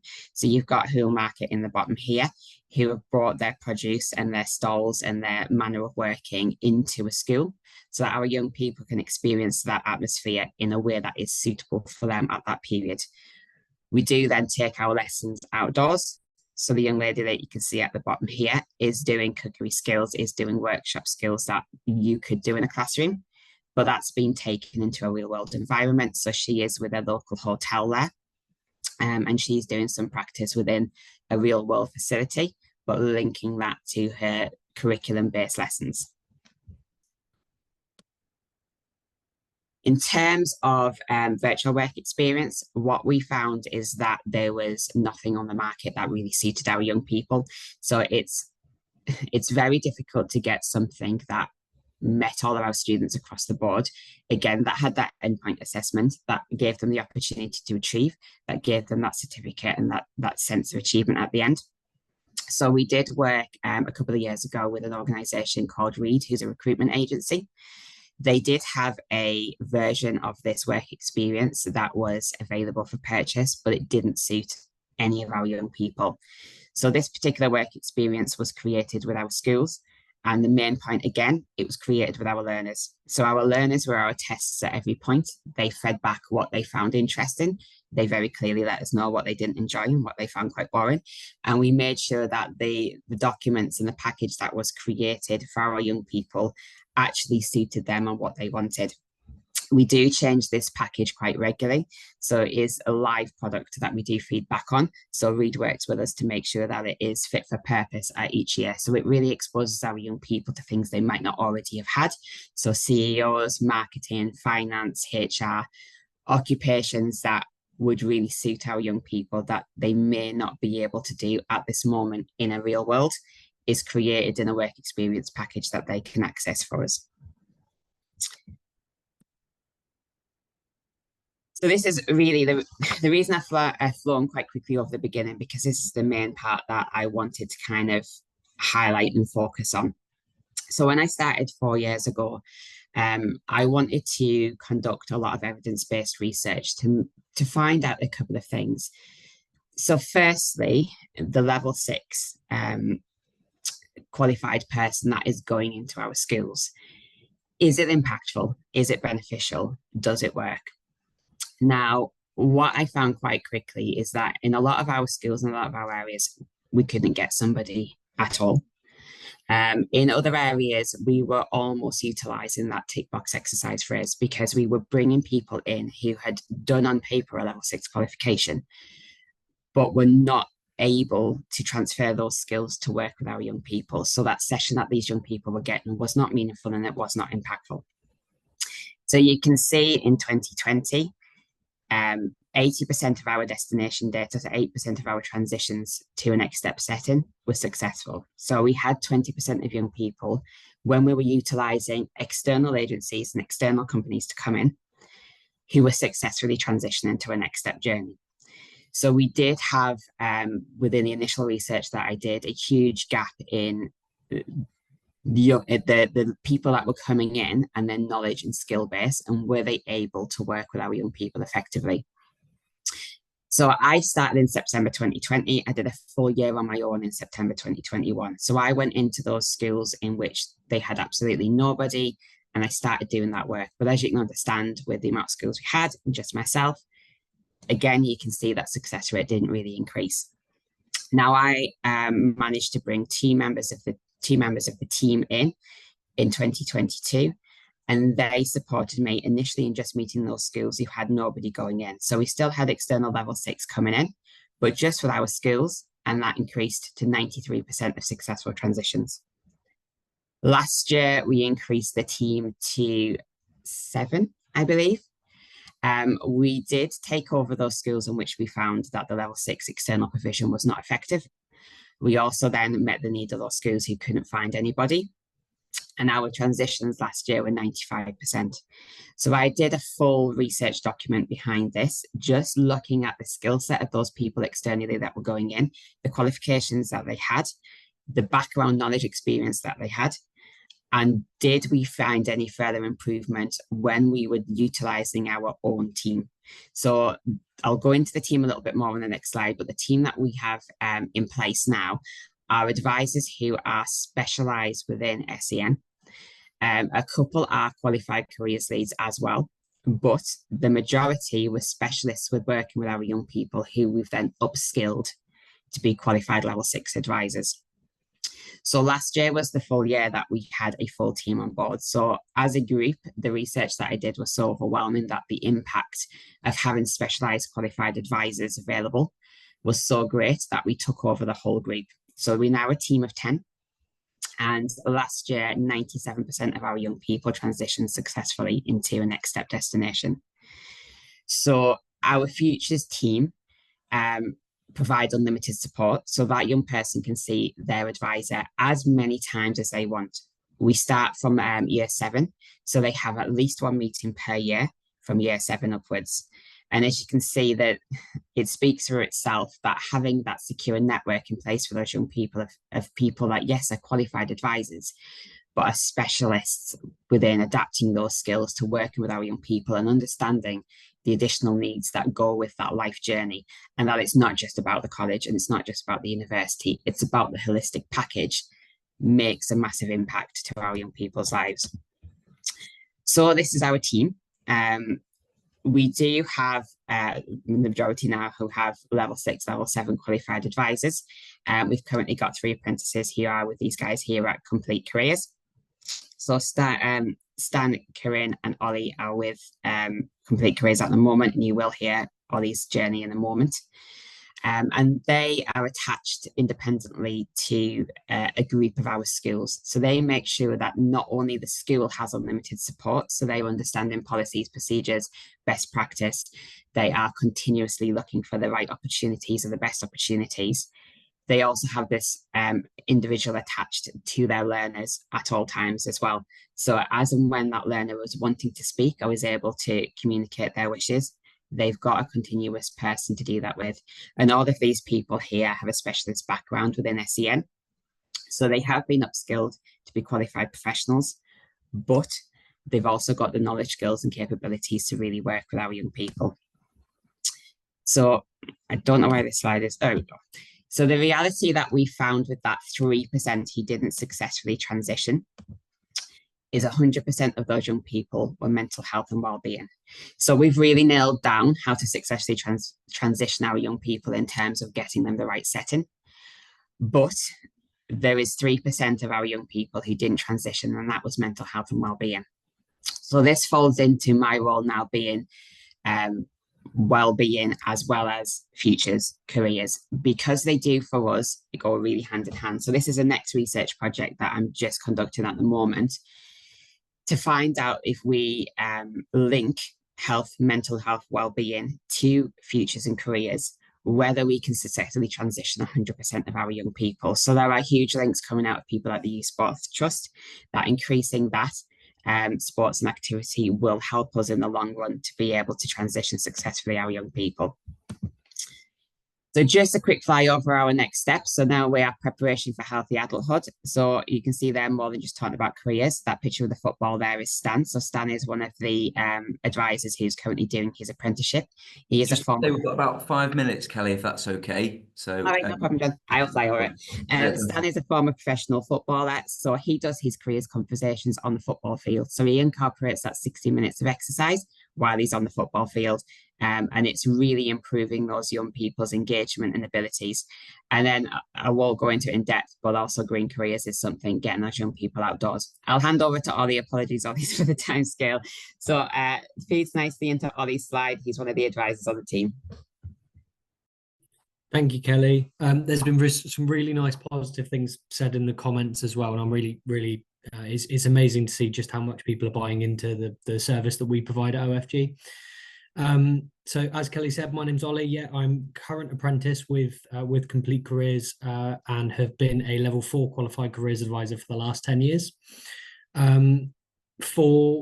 I thought we'd talk a little bit about actually the sorts of things that I cover within my careers advice sessions with my students. And the first thing is that we, as Kelly mentioned, we really tailor our sessions to meet the needs of the students, and that includes the environment. So I've done so many careers conversations with students out on bikes. I used to be a professional cyclist, so yeah, I regularly take them out mountain biking and have careers conversations there, or out on a walk in the local countryside. It's wherever these students want to have these conversations and these chats. We promote quite often that trusted staff members are encouraged to be in the room, and the main theory around that is to provide them with sort of better self-advocacy about their own future and their own skills using trusted individuals, rather than just making them a confidential service with someone who they may have only met a couple of times in their life.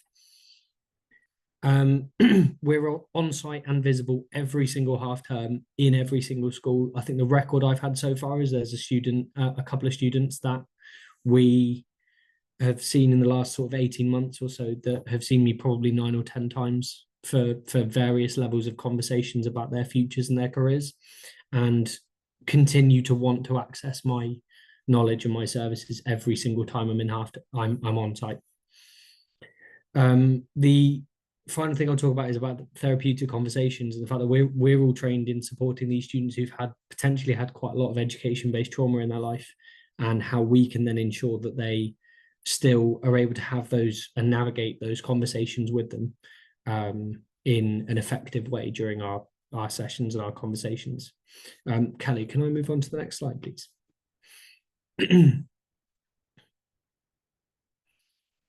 So I got asked this question by John, which is what lessons can mainstream settings learn from us? And I've attached a picture there in the top right corner of myself and a student that I supported quite heavily last year. And he almost all of the careers education that we did was in this particular room, which is a mechanics garage, essentially within one of our schools. And so almost all of our sessions were done there, and it was all about slowing down and ensuring that the sessions were specific to him, but also that there was no pressure on them. There's some information on the left-hand side there about some of the things, but I wanted to talk about success in particular on the right-hand side, because I appreciate that time is limited, and that what students defined as success being within careers advice sessions with me. And there's a couple that I like in particular out of the quotes that I put there, and it's the first one that really sticks to mind to me. Is he made me feel safe and jobs don't feel as scary anymore, because the future could be a terrifying place for our young people. And I think it's nice that we've made them be able to access that service without feeling like it's scary anymore. The big things for me, let's make sure that we're utilizing the staff that know those students best, because us as careers advisors may not always know those students best, and the staff members that support them day to day are going to potentially be able to support and advocate for those students a bit better. And the other one is try and remove as many barriers as possible. So there's a reason why I've got a cap on in my in the picture, and that our uniform is fairly casual, and there's a good reason for that. We don't want to look like a teacher, we don't want to sound like a teacher. We want to try and make sure that we're as open and accessible and able to explore things on an equal level instead of being one above the other, to try and remove barriers and enable these students to access our service. So that's a very brief summary of the things that we do and the lessons that we hopefully can teach mainstream settings about how to work with our young people. And the biggest bit of advice I can ever give someone is slow down and allow them to access this service more than just in a set 45-minute session.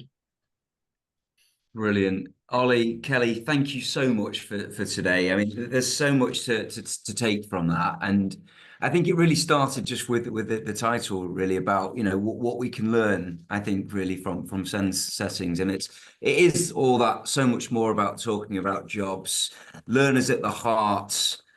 You know, futures being the biggest cog of your curriculum. You know, education is careers education in your setting, and I think it's really impactful to learn from.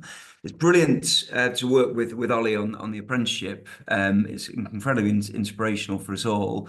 And Kelly was incredibly modest by not sharing that she is a career leader of the year, and we're in good company. We've got 2 of the last 3 career leaders of the year on the call, as I can see Tom's name on there too, kind of thing. And it really goes to show just the incredible work that Kelly's done at the group there, and to bring in people like Ollie and to make them so impactful for the learners. Really appreciate that, guys. Really enjoyed that. Thank you. Okay, I'm going to go straight on to introducing our next speakers. So we're going to go a bit more policy now. So we've got David, who I've just seen turn the screen on, great, and Michelle, and it's another double act. And we're going to be looking at the careers strategy, as well as to look at a response for the evidence for the National Curriculum Review. Over to you, David, first, I believe. Thank you very much. Yeah, it'd help if I shared the right screen as well. You can see where I was picking up that last piece from. Morning, everyone. I'm just trying to get the right screen to share. So hopefully, can you see? That's it. Yeah, that's coming through strong. Thank you. Right. Thanks. It just comes through a little differently for me, so I look like I'm looking at something else. Morning, everyone. Yeah, so myself and Michelle Stewart are here to kind of we wanted to take a slightly different look at it, because I think it's been really, really valuable what we've seen so far. Some really good kind of exploration of tools and approaches, some fantastic examples. Following on from Kelly's always challenging, because such fantastic stuff. Last time when she presented at the National Career Leaders Conference, I had to stand up and try and take questions whilst everyone, including me, was trying not to sob, because it was such a fantastic ending to a presentation. So at least you haven't done that to me this time. Thank you, Kelly. So what we want to do is just kind of take a bit of a broader policy look. There's a lot going on, a lot that's being talked about with the new government, and we thought it'd be quite useful just to kind of set the picture of what's happening in policy terms, what we're doing in order to kind of try and influence that, and kind of make sure that careers is seen in the best light within that policy work. but then focus on one particular area, which is the curriculum and assessment review. So I'm going to do a little bit at the front around the broader policy stuff, and then hand over to Michelle, who's doing an excellent job on the CDI's response to the review, working with a bunch of people as well. So I'll let her take over that. So carry on from that bit. So brief introductions. I'm David Morgan, the Chief Exec of the CDI. So I lead mostly on our policy work. And Michelle, I don't think your video is on at the moment, so I'll quickly introduce you, Michelle, but you can do it properly when you pick up your side. Works with us as a policy associate and does a lot of the work on our responses. And the reason we kind of want to talk about some of the policy pieces is two or threefold, really. First is to kind of just give everyone kind of a reminder of where we're at in terms of policy, because it's useful to understand the broader context in which we're working.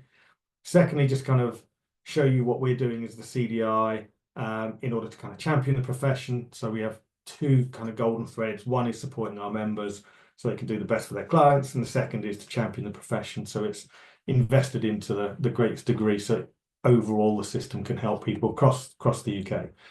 But the third reason also is because we can't do it on our own. And so by kind of talking through these and some of the things we're looking at doing, I'm hoping we might inspire some of you to get more involved, to even if you don't want to get involved in policy, sometimes the way we talk about careers can just be really important, and the value it adds. So you've got people like Bella and Catherine doing this so much more than just talking about jobs, which is a fantastic grassroots campaign that we support, through to kind of much more formal things we do with the Career Development Policy Group and others. But if everyone is talking about careers really positively, if we're kind of seeing how we can hook it into key policy areas, then we just add to the voice. So that's enough of the preamble. This is kind of how the kind of context that we talk about careers in. I'm conscious that careers is about a lot more than just getting into a job and developing skills for work. It's about the whole of work and life. But from a policy perspective, this is the thing we hook it on, that there is a skills issue within the UK, and there has been for a little while, but it's got worse. We're in a situation where there is limited capacity within the workforce. Lots of organisations are saying that they're not able to recruit because of skills gaps across pretty much every industry, including our own. Unemployment's at a pretty low level. Interestingly, economic activity gets talked about a lot. Economic inactivity gets talked about a lot. People who are of working age but aren't working.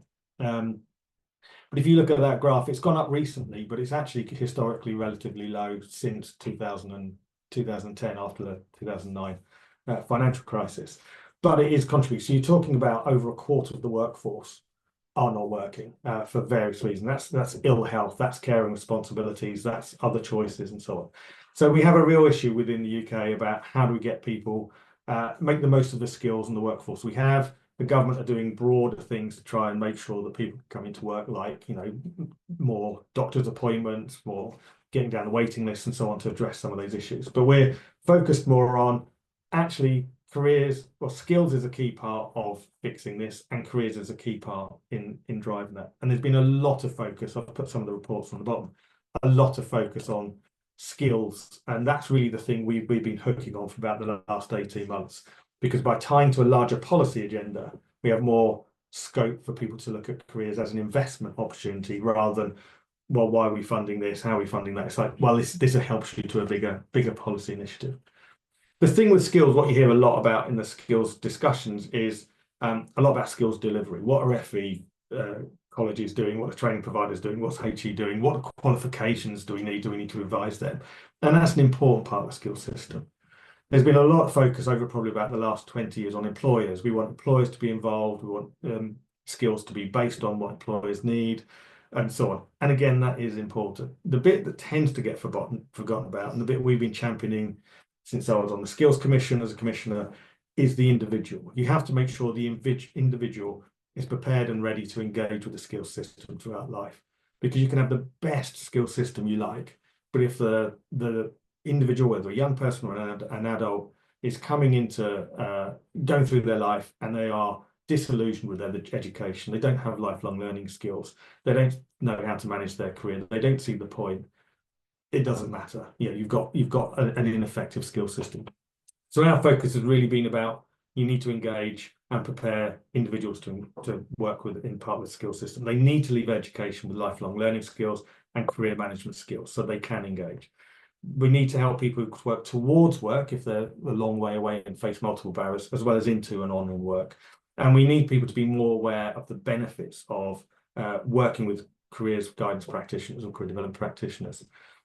And that last piece is a bit that's led to some more recent work that we've done. So as part of our Value in Careers campaign, we did a survey of over 5,000 adults across the UK about their careers, about their experiences of working with careers guidance practitioners and what they feel about the profession. And it's been a really, really valuable piece of work. So we're soft launching it next week at the CDI National Conference, and then we're kind of hard launching it on the 11th of December at the House of Lords Career Development Policy Group event, and we're taking it around Scotland, Wales, Northern Ireland in January and February because we've got data on each of the nations. But the key story overall is that most people, over half of people, are positive about their careers, and people who are positive about their careers tend to be positive about life as well. Now, we can't show the causality. We can't say having a fulfilling career makes you happy in life, but we can see the connection that they are together. Nearly over 3/4 of people have at least one career aspiration, but 80% of people anticipate a barrier to achieving those aspirations. So that tells you what the need is, that there is a high need for people to have support. Yet only 15% of people said that they'd had support on their careers since they left education. So there's a complete mismatch there. There's a demand that's not being met. Where people have used the public career service, so that's the National Career Service, or SDS, Careers Wales, or the Career Service Northern Ireland, or a private practitioner, or an employer career support, 80% of them, more than 80% of them, found really important benefits. And even today, 63% of people said, and we didn't ask them, is there a way a careers advisor could help you? We asked them various questions from which we can infer actually 63% would benefit from working with a careers advisor. So why is it so low? Well, the main reasons it's so low are awareness and understanding of what careers support can do for them. And we use the term careers advisor throughout the survey, not because that's necessarily the right term for everyone it encompasses, but because that's the term that's best understood currently among the public. And it really is about, well, I don't know what a careers advisor does. I don't know what they could do for me. I don't understand it's relevant. Can I afford it? And a lot of barriers came up. And most worryingly, we found that nearly a third of people exhibit multiple characteristics like low education outcomes, low incomes, poor career positivity, and so on. So they had the lowest, the most barriers, and they're in the lowest position. They also least saw the relevance of career development for them. And that's the real worry. So there's much more work to do for those people who need it most to understand why it'd be of value to them. So some really useful data we're getting from that. And like I say, we've got the report we're just finalising now. We'll be soft launching and then launching over the next few weeks. So the timing of that's been really important because we have a new government in, they're working on what their policies are.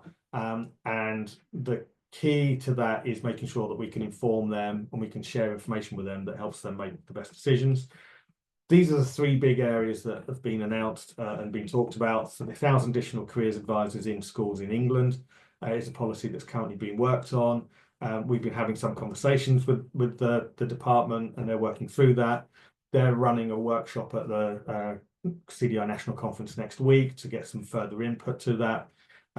So there's really good thinking going on. What we've seen so far is they're thinking of that in the right way. So, they're talking about people being properly qualified and so on. So, but there's a lot to be decided in that about, well, where are these going to be targeted, how they're going to be targeted, and so on. So they've got a lot of work still to do there.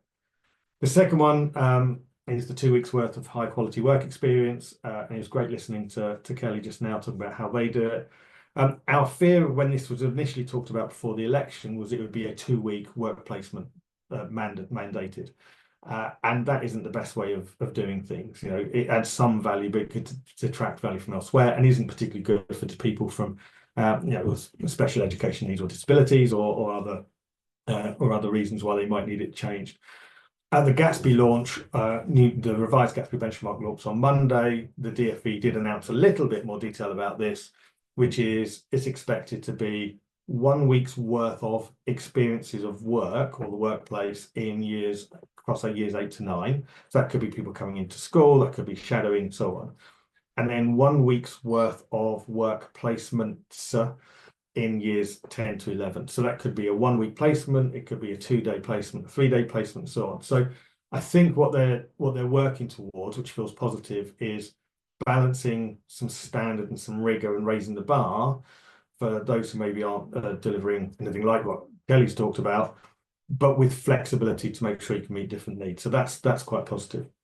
And the third area, which I'm going to concentrate, we're not going to talk about so much today, is the National Jobs and Career Service, where they're bringing together National Career Service into the Department for Work and Pensions. There's not much come out on that so far, but apart from that, there is a huge amount of work going on there. This is an area we're focusing on a lot because the other two are great opportunities, and it's how beneficial they can be, how we can help make sure they're as impactful as possible. The risk here is that it could be a really good opportunity. There could be a lot more value for careers in here, but it could also be detrimental if NCS just gets swallowed up by DWP. What we're hearing, which is really positive, is the biggest focus at the moment is changing the culture of the DWP. So it is more about supporting people towards work, into work, and on in work, and the National Career Service working part of that. And we're sharing the research I've just talked about with the DfE. We've had some meetings with them, and we're trying to engage with the DWP as well. But again, that's probably a longer piece of work. It's a big chunk, but it's the bit we're focusing on most. And then finally, there are other things happening that outside of the specific careers policy area. The level 3 reform has been paused, which I think most people are pleased about, while things are looked at just to make sure that's the best way of going forward. And they've launched the curriculum and assessment review, which is a huge piece of work. And that's the point I'd like to hand over to Michelle, who's going to talk you through what that is and what we're responding to that for, because it's a huge opportunity again for careers. So Michelle, over to you. Thank you, David. David's very kindly going to carry on with the slides. So thank you for the invitation this morning. Thank you to all of those out there who are doing work at the coalface. That is so invaluable. It wouldn't make any difference if we weren't working with the young people and adults. Those of us behind the scenes would be a waste of space, really. So, as many of you know, the new government instigated a curriculum and assessment review, and they launched a call of evidence on the 25th of September. Now, the overarching principle on the slide there stated that the curriculum and assessment system must ensure that young people leave education prepared for life, equipped with the knowledge, attributes and skills they need to thrive and become well-rounded citizens. As David mentioned, independently of the review, the Labour Party pledged a commitment to the delivery of 2 weeks' work experience, which is expanded on, and the recruitment of over 1,000 new careers advisors, which for most of us is music to our ears. But irrespective of both, during online webinars and in-person events across England, the chair of the curriculum review panel said that careers advice fell outside the remit of the review. No rationale was given, nor any explanation of what the panel understood by the term careers advice. So how should or could the Career Development Institute respond? So, moving to the next slide. In the light of this, the CDI, we've drawn to the panel's attention the requirement to provide an effective programme of careers, information, education, advice and guidance. So in the Ofsted handbook, it's put as CIEAG. And that has to be in accordance with the DfE statutory guidelines. As was mentioned in the first presentation by with John saying, policy advisors often don't know what they don't know. And we think perhaps this is an area where we need to draw the attention of the panel. We have statutory guidelines. It's monitored for accountability by Ofsted, and this strongly argues that CEIAG is a cornerstone of the curriculum, and that's what we've been hearing from you earlier this morning. A corner of the curriculum that seeks to ensure young people leave education prepared for life and work. Moving to the next slide. So I think we're all in agreement here that CEIAG is the cornerstone to building a successful future, life skills and career management skills. Evidence can be found in BATSB benchmark 4, with which you'll be familiar, where it says that teachers should be linking their subject with possible careers. Why? Why? Because research has demonstrated, and you yourselves have evidenced in the presentations this morning, that teachers who are able to link the jobs, professions and industries relevant to their subject help prepare students, all students, including those with special needs, for the future. Similarly, young people engaged in a programme of career learning and development or careers education experienced reduced levels of uncertainty. What am I going to do? How am I going to get there? It's not that young people lack aspirations. They need to know how to make those aspirations a reality. And CEIAG helps them to make important connections in their learning between subjects, themes, and skills, all complementary elements of the curriculum structure. A huge part of the curriculum is assessment. So moving on, we found that the current system is too heavily skewed towards formal examinations. And thank you to those who've contributed to these findings. Some of you are here this morning. As we know, formal examinations can be to the detriment of young people studying courses where greater value is placed on evidence of learning via coursework or practical demonstrations. Also, they're often at the end of a 2-year programme, for example, with A-levels. So there's no milestones of achievement, no forms of active encouragement. Well-designed assessment should help young people understand why their skills are important. So to recognise the attainment of skills for life and work, we have proposed the introduction of digital badges and the use of digital technologies to support the creation of learning portfolios. And we've already had examples of those this morning. And some of you may be familiar with the essential skills within Skills Builder, or the development of career management skills within the Scottish curriculum for excellence. Or you may have heard about a new suite of professional learning courses designed by Career Wales to support teachers and schools in delivering careers and work-related learning experiences across their curriculum. Now, all of these are evidence of good evidence-based practice. Moving on from assessment to the qualifications themselves. We drew attention to the loss of qualifications, entry-level BTECs, and their importance as stepping stones to independent living and future employment. We've highlighted the barriers faced by those not able to achieve level 4 or above in maths and English, and the funding constraints that deny young people opportunity to study level 2 functional skills. And we've asked for this policy to be reviewed.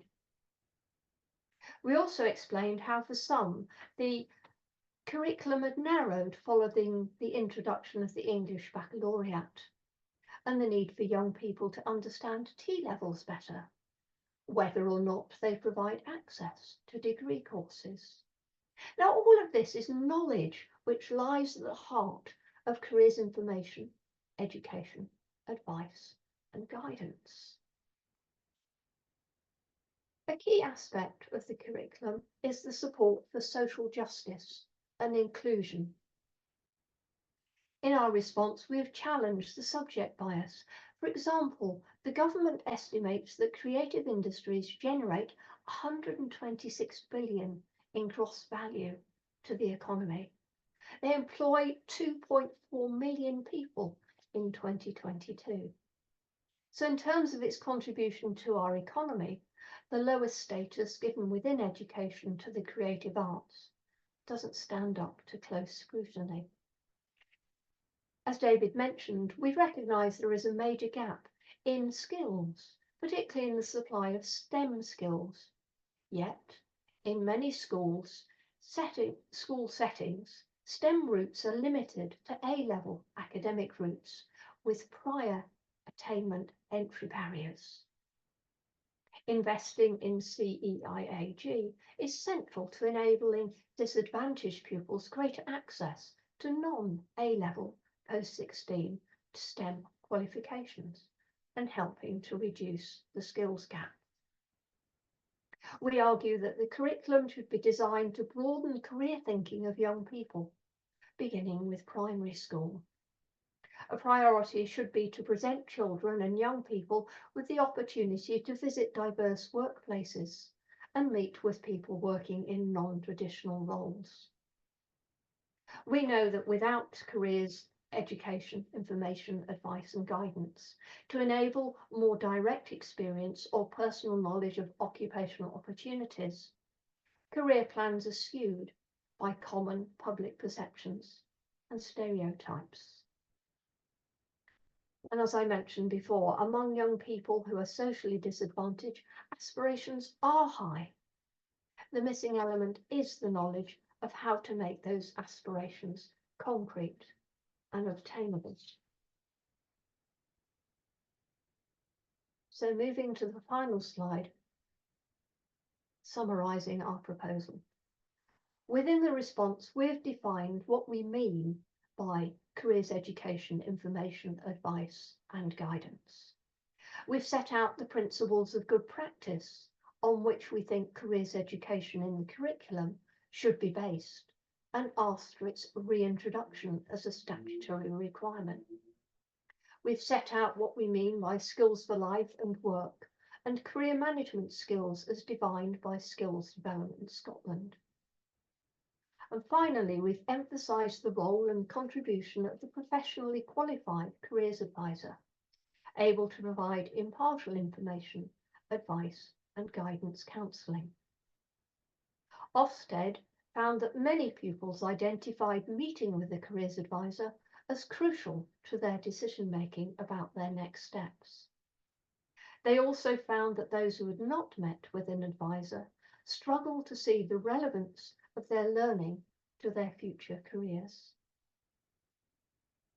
We believe that not the many, but all young people should have access to careers support throughout their learning journey and especially at key transitions. We argue that it's only by embedding CEIAG within, across and around the curriculum will young people be truly ready for life and ready for work. Now, as I've been sharing that with you, I'm conscious that several things have gone up into the chat box, which is great. Thank you for taking a part of that. I don't know if David's had opportunity to look at any or would like to respond to any of those.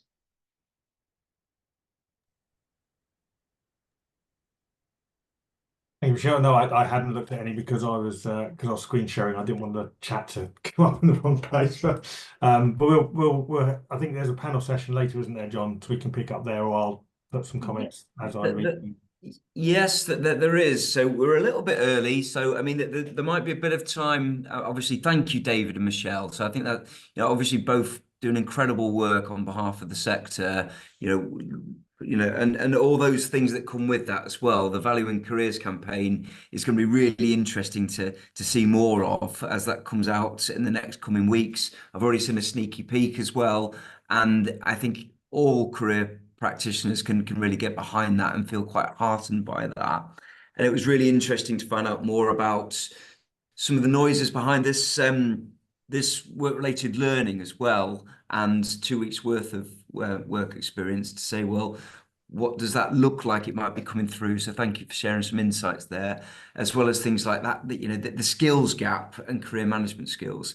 And obviously, Michelle, you know, really brilliant to be able to capture the thoughts of the profession really through that CDI's response, and brilliant to be able to fight for careers, education and work-related learning to be reintroduced as statutory, as well as some primary elements and things like social justice, bit of STEAM rather than STEM as well. I quite like to see that, you know, STEAM as well as STEM and the arts sector too. So thank you for that. So there are a couple of moments there. We are hoovering up all the questions that have been posed today, but I'll probably look towards the bottom just to say, are there any kind of initial questions that you might want answering? So I'm just going to have a quick look as we go through.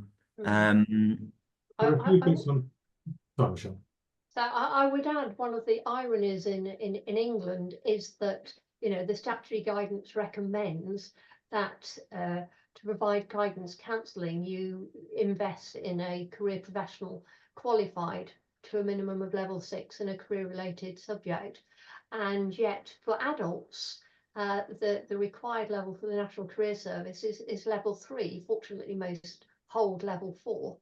But with 95% of new jobs requiring a degree, you're going to find that at school, to decide your year 9 options, you have opportunity to talk to someone who's expected to be better qualified than when you're a graduate deciding what to do with your degree or your higher technical qualifications. And this is contrast strongly with Scotland, where if you work for Skills Development Scotland, you're required to have a postgraduate qualification.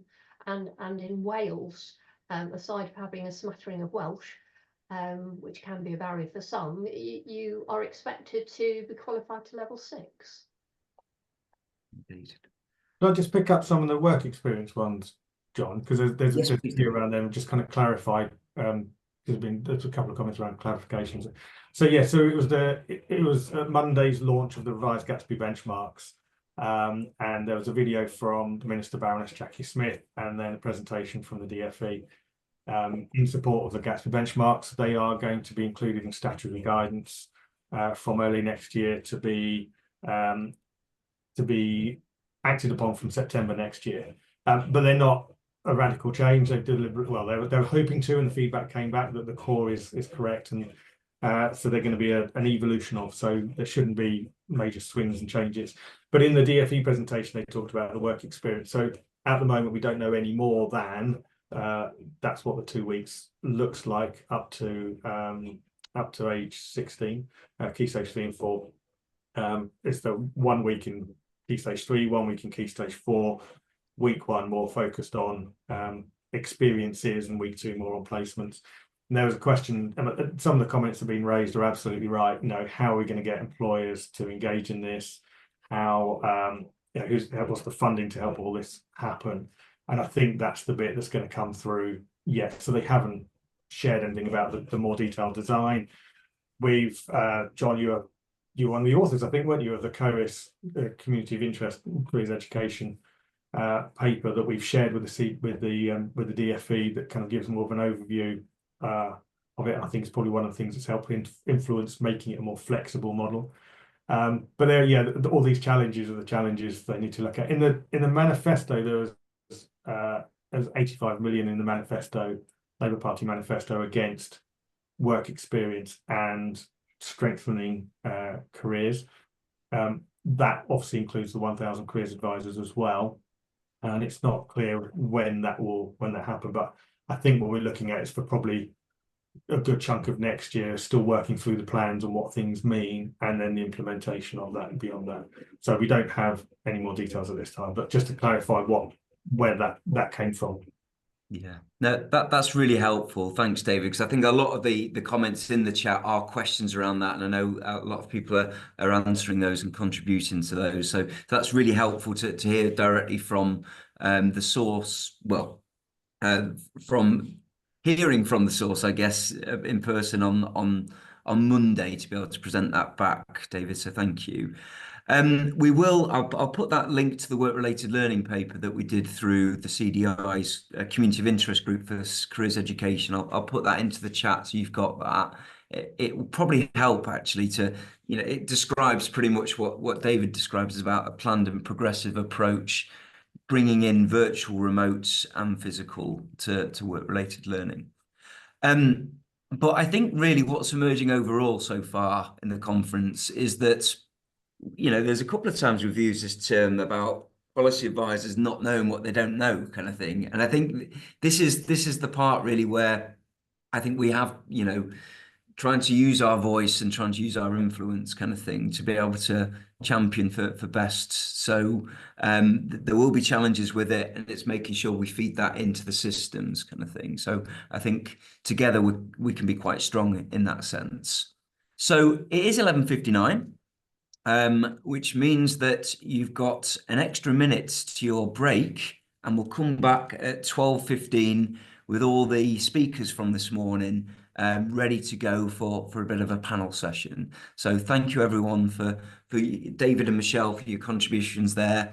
And yeah, go and have a bit of a cup of tea, maybe a cup of soup at this time, who knows? And we'll see you back at 12:15. Thank you. Thank you. Thanks.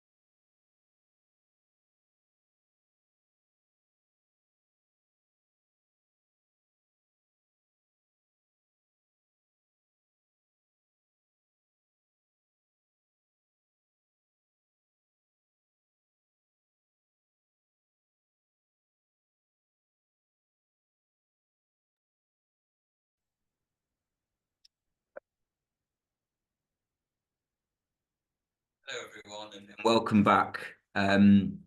It's been quite an intense morning. We've had lots of variety of speakers and some really interesting themes as we've gone through the day. So thank you for sticking with us. I can see Alex has rejoined, which is great, and Marie. And I'll just wait a couple of moments for others to join as well.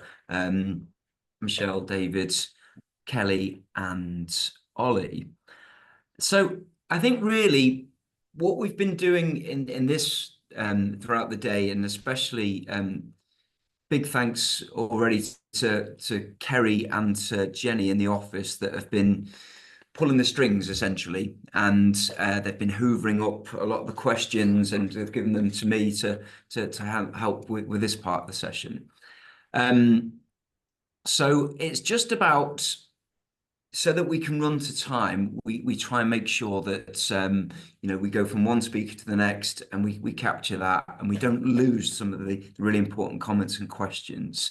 So we're gonna go through in order really and ask some of the questions, and some of them might relate to a particular talk that we've heard this morning, but I'd also certainly encourage other speakers to be able to chip in with any thoughts that you might have.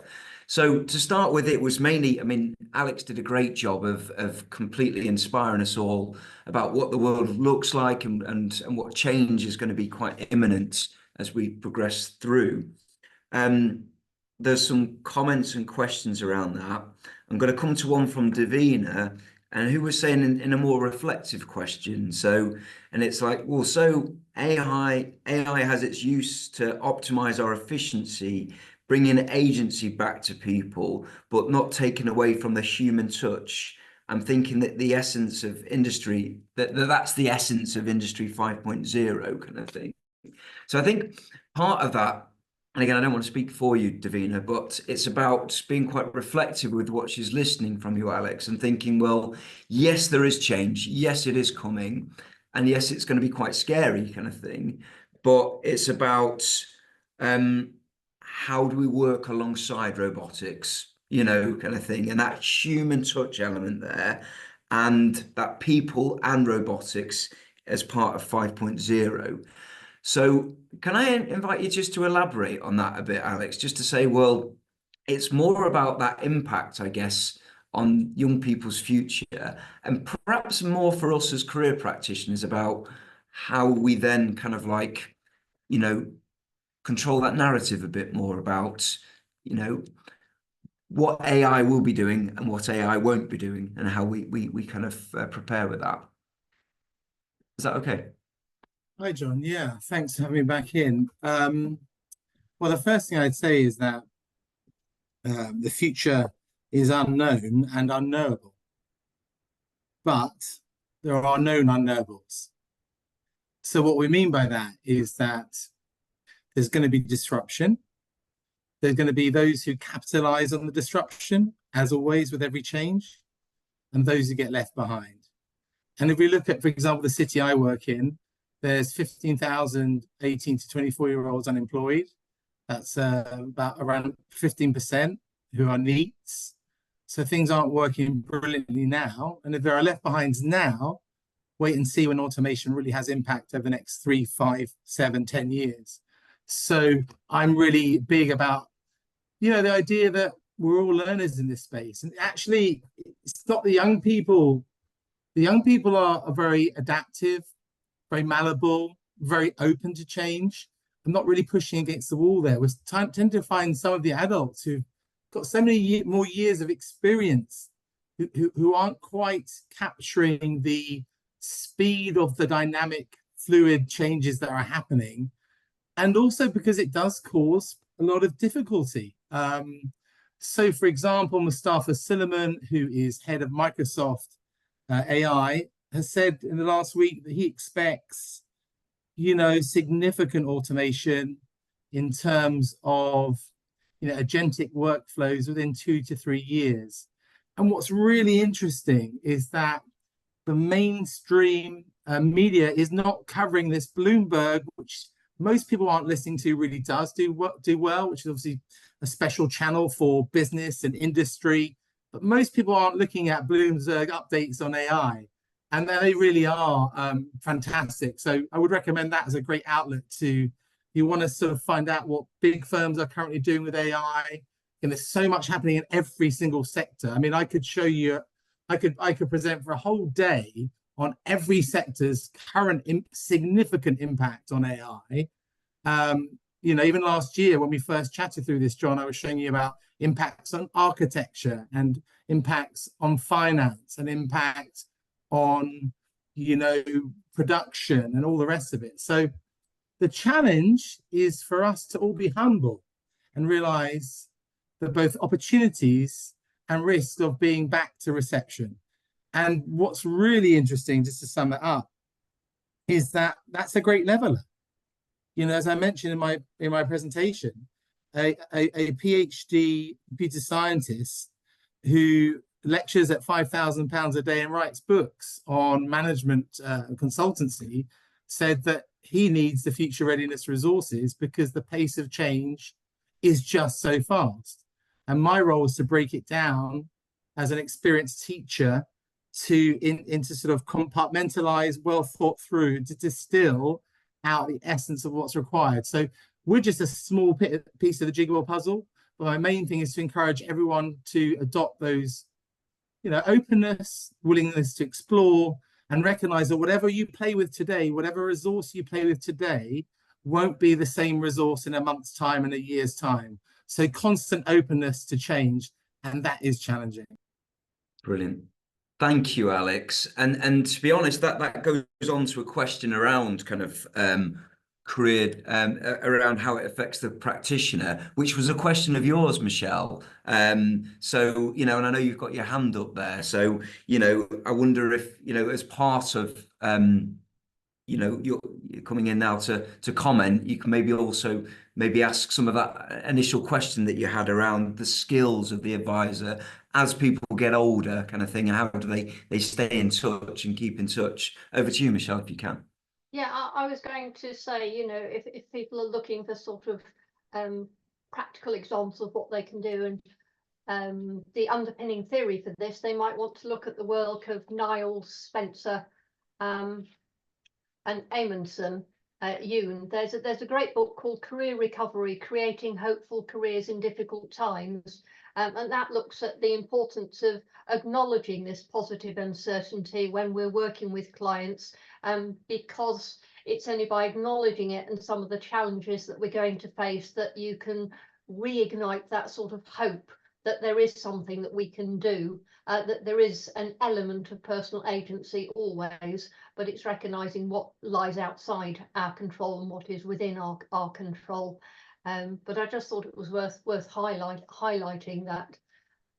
Yes, I do have concerns for older workers and the future with increasing automation.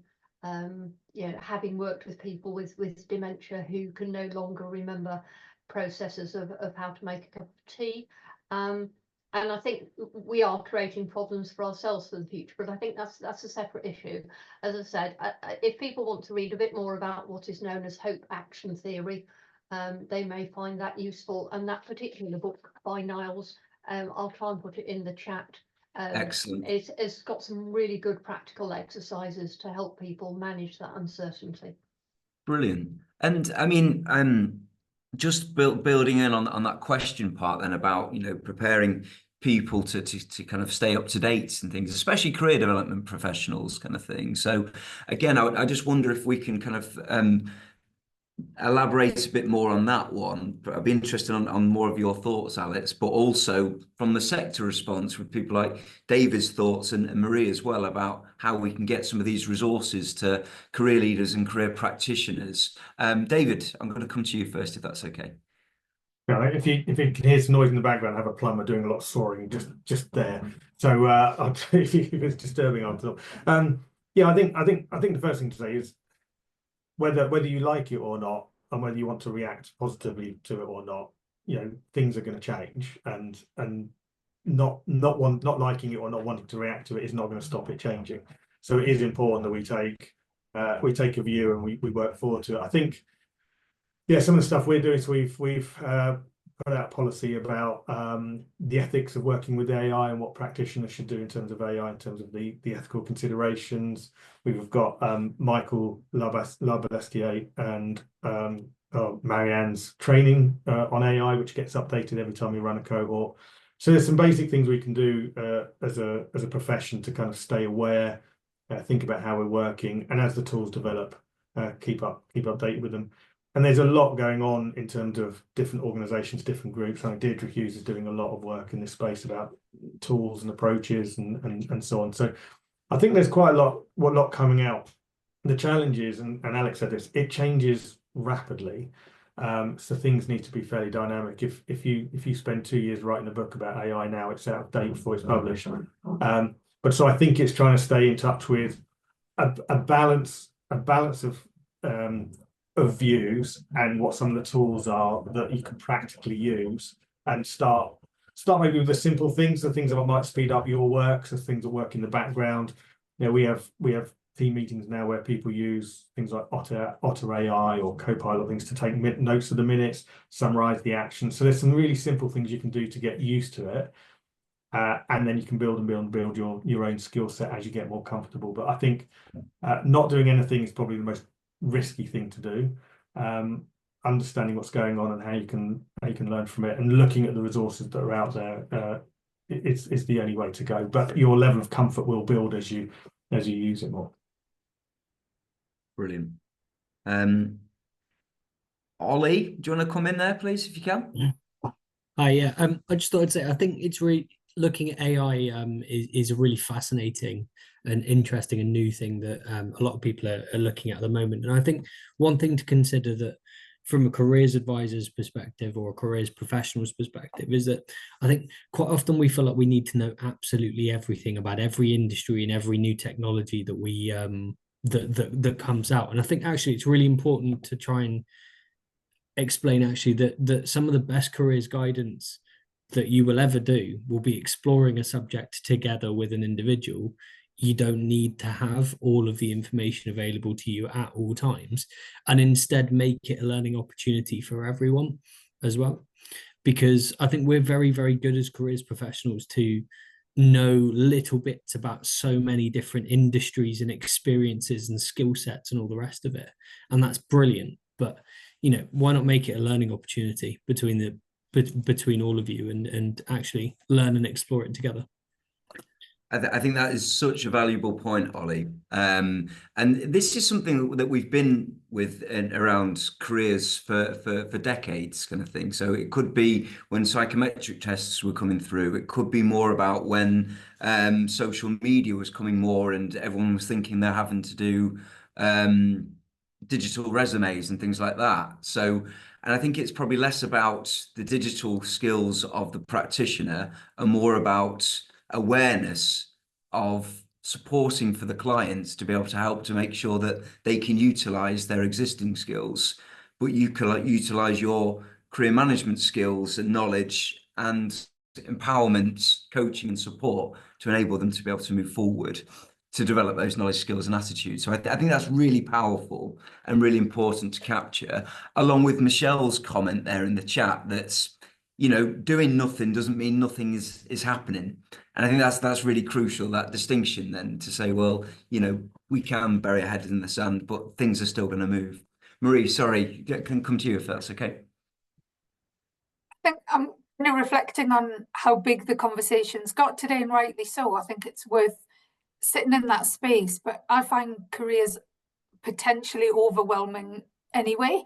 You know, around those 3 points, you can write them very neatly on a slide, but I think it's about reminding ourselves that clarity. So, you know, there is a tendency sometimes, because of the professionals that go into this space, because of that, you know, want to change lives literally every day, that we try and be all things to all people and do everything. So I think it's just a reminder that these things are really important, but it's about really thinking about what do your cohorts need right now, and almost being quite bullish about that. And so taking in everything that Alex has challenged us to think about today with everything else, but really focusing on, well, what is it that's really important for my students, and what can I say no to, and what can I maybe not focus on? And I think that's really important, because today, you know, we could go off and really panic today, but it's about being proportionate as well as being ambitious, but being really clear in intent and then forensic about delivering that. But yeah. I like that. So kind of like little steps, but being led by intent, kind of thing. I think that you know, because careers is quite a scary space, as you say. It's ever evolving and changing, kind of thing, and that. So we'll progress through some of the questions, and I'm going to move more. The team have been really helpful in kind of summarising where some of these questions came from, as what parts of the talks. So this was more from Marie's session, and there was a question here from Liz around, great to hear about reference to learning outcomes, and the question was more about synergy has been explored between the career impact maturity model and the quality and career standard. I know there has been some responses already in the chat, but it's a great opportunity just to kind of share that with all. So yeah, can I come straight to you on that one, Marie, as well? Is that okay? It's pretty much what you shared in the chat, if that's all right. So yeah, I've put the end note in there. So absolutely, we've worked with quality and careers. You know, it's not apples for apples. So I think there was a question, is this going to replace quality and careers? No, because they're two completely different things. And I think it's really important to recognise that. So this is about what we're doing as an organisation day in, day out to standardise quality around leadership of careers and really achieve sustained strategic careers leadership that is going to drive school and college improvement and put careers at the heart of education and leadership. And there's absolutely, therefore, a place where people may wish to explore accreditation and validation of their provision. And they're two completely different things. But I've put the end note in there. There is absolute synergy around that ambition to make sure there's quality at the core of everything. But the end note really supports that synergy, and that they're not apples for apples. Thanks, Marie. And I think that's really important, because I mean, I remember when the Gatsby benchmarks were part of the statutory guidance, for example, back in about 2017-18. You know, a lot of people were thinking, well, what does this do then? The quality and career standards, you know, we've got that. So I think it's more about recognizing as things evolve that these things complement one another, kind of thing. So, you know, and as things evolve over time, it's about making sure we've got the maturity of different range of tools to be able to support with that. So, you know, the benchmarks, as we know, will help us to steer things forward, but will have their limitations, and we'll need some further help and support. So looking at the next carnation of that, the next generation of that, to include more leadership and the tools through the CEC will be really helpful with that. The internal leadership reviews, the peer-to-peer support kind of thing. And obviously, what we'll be doing through the quality and career standards is about making sure that we revise the standards to meet the Gatsby benchmarks, the internal leadership reviews, the career impact system maturity model, and to make sure that, as you say, it's there to be able to support with that external validation and support. So try and think of them all as being quite complementary rather than anything's coming in to change something else, would be my comment. Okay, I'm not seeing any hands, so I'm probably going to go on to the next one. And this is more building on from your session, Ollie, and Kelly's as well. So and it's a question from Paulie. It was about, these were more a couple of questions really, and it was more about kind of like the impact, the outcomes. So it's about the longer term data on outcomes kind of thing was the question. I know Kelly was sharing quite a lot around destination data and how progressive that is. So I think it was more about any longer term data that you might have. And then there was a second point from Sarah about, it all sounds fantastic. How do you define a successful destination? So, and then in brackets, is that employment? Is it paid employment? Is it voluntary? Is it work experience, higher education, further education? Oh, Kelly's there as well. So, yeah, so over to you two, I think, on that one, if that's okay. Yeah, yes, and yes into it all. So with our destination data, we do break it down into multiple components because we have looked after young people. We have young people, as Ollie said, from trauma backgrounds. So we delve quite deeply into not just understanding if our transition process was successful, but if there's any sort of additional support we need to put in for particular learner groups or young people with particular backgrounds. So for us, a successful transition, we are looking at the standard employment opportunities, college, universities, specialist provisions. For some of our young people, it is transitioning to supported living or the next kind of supported facility that they will be transitioning to. Apprenticeships, T-levels, supported internships, absolutely everything is on the table for our young people.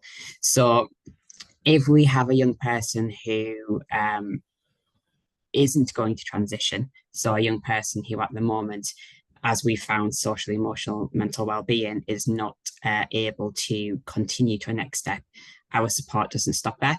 So we do support our young people for their lifetime. So even if they leave Outcomes First Group, they can still come back to us. We've got a lot of young people who are, I've got one young lady who's in her 20s now, who still comes back and gets support and gets guidance and feeds back in. So we do regularly check in on where all of our young people are 2, 3, 4 years post leaving, because we have found a gap in, although we may successfully transition, for example, to a college, that sometimes the guidance within the Next Step facility isn't quite the standard that we would like. And then them transitioning out of that setting doesn't have the right level of support. So we're always there to catch them and to kind of pick them up and bring them back in to the system at any stage that they need to come back in. So, but out of our young people, the ones who we haven't transitioned this year are due to mental well-being, but we have a support package in place. So we still do. So Ollie, etc., may do regular sessions weekly. We'll do lessons around when they're ready to transition into somewhere to make sure they're still within our catchment and within our guidance for when that time comes that they are ready to move ahead. So yeah, it's absolutely everybody we take account for and make sure that we do. Sometimes that 97% may go to 100 next year because we're still checking on that 3% to make sure that we get them to where they need to be, albeit maybe not at the stereotypical point. I think as well, from my perspective, one of the things that we really do to help make a transition successful is work really closely with our clinical teams within the schools that we've got. So our speech and language therapists, occupational therapists, and all of the above. Because where I've found the most successes in our transitions is if all of us are sort of almost singing from the same hymn sheet and offering this sort of wraparound support and care to these young people. And I think then that then carries across after then they've left our settings, because their clinical support and then therefore the guidance and all the rest of it is all still in place for these students. And our robust careers education platform supports them in continuing to self-advocate about their own future and have that better understanding of how to navigate their future more independently. I think it's a really, really useful part of our service that supports these sort of successful transitions. Brilliant. Thanks, Ollie and Kelly. I think that's really helpful, and I think there's some great questions answered there. I'm still keeping one eye on the chat, and it's difficult to know where the questions are coming from or if it's more comments and helping each other. And some are obviously having to go to be part of other things. So I'll stick to the questions that I've got in hand here. And this will take us on to the later stages of the conference, which was David and Michelle. And a lot of it really was around kind of like the little bits of snippets that we're getting through from the benchmarks updates on Monday to how that might come through in policy. So the questions really are around support for 2 weeks worth high quality work experience, however you define it, especially in rural settings. That was from Stephen. And then Jan was coming in to talk about some of the challenges of placements post-COVID.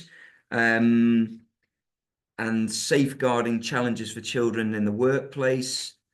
And then just to carry on from that, whilst I'm on that, it's still the same kind of topic around the Gatsby review and things, but it was also about increasing work experience expectations would happen in the context of some T levels already struggling due to challenges in achieving the necessary work placement. So, you know, that's where you've got a built-in part of the component of the qualification, and what kind of pressures that will put on the system.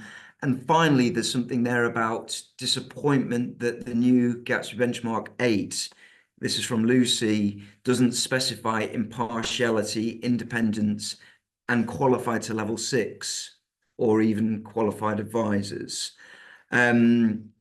So there are some questions in that, but most of it, I think, is going to be more about, you know, clarity, I guess, from the benchmarks, the new report.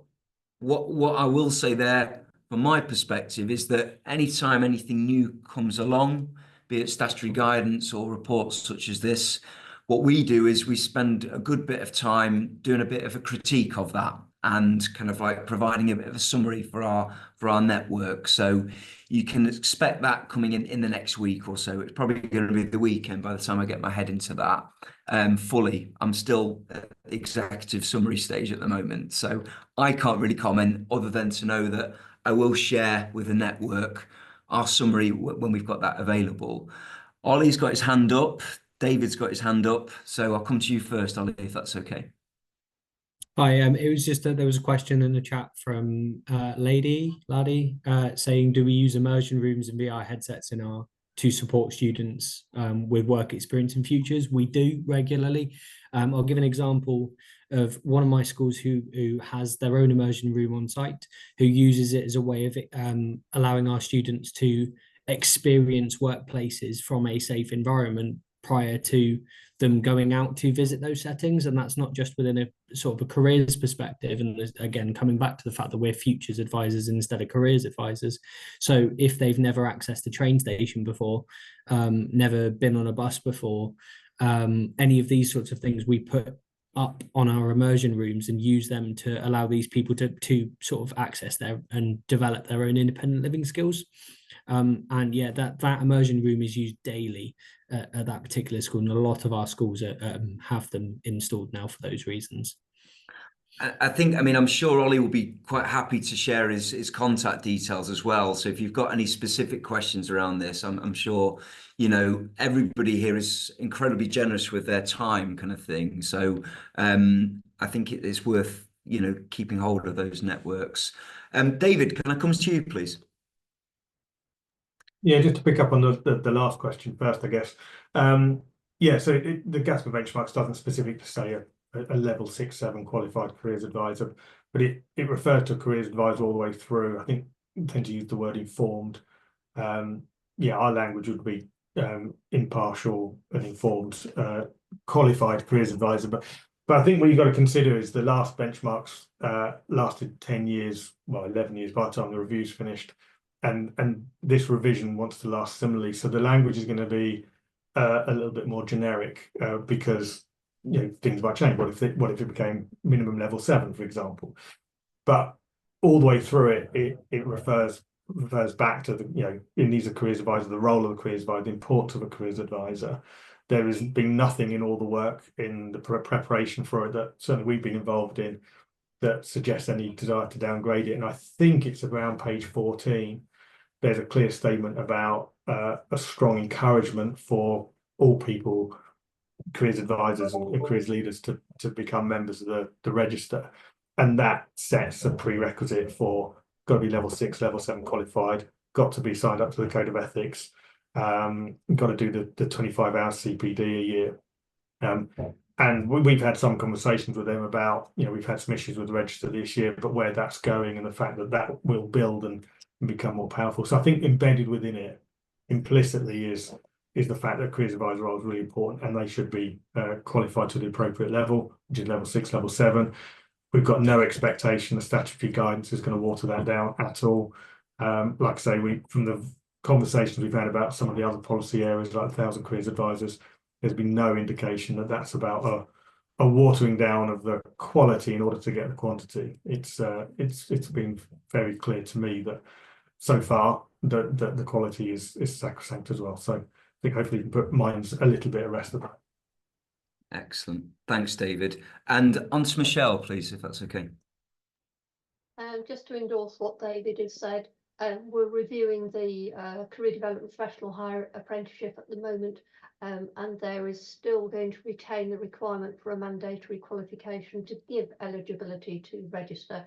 And whilst there isn't mention of the qualification or the levels or impartiality in the Gatsby benchmarks, I can take you right back to 1973 when careers advice was first introduced, and ever since then in legislation there is a requirement for it to be provided on an impartial basis, and it would take discussions in Parliament to change that, as it would to change the statutory guidelines. And so I think that's very positive. What we have fought against is that the term careers advisor is not a protected occupation, which is why the register was introduced several years ago now.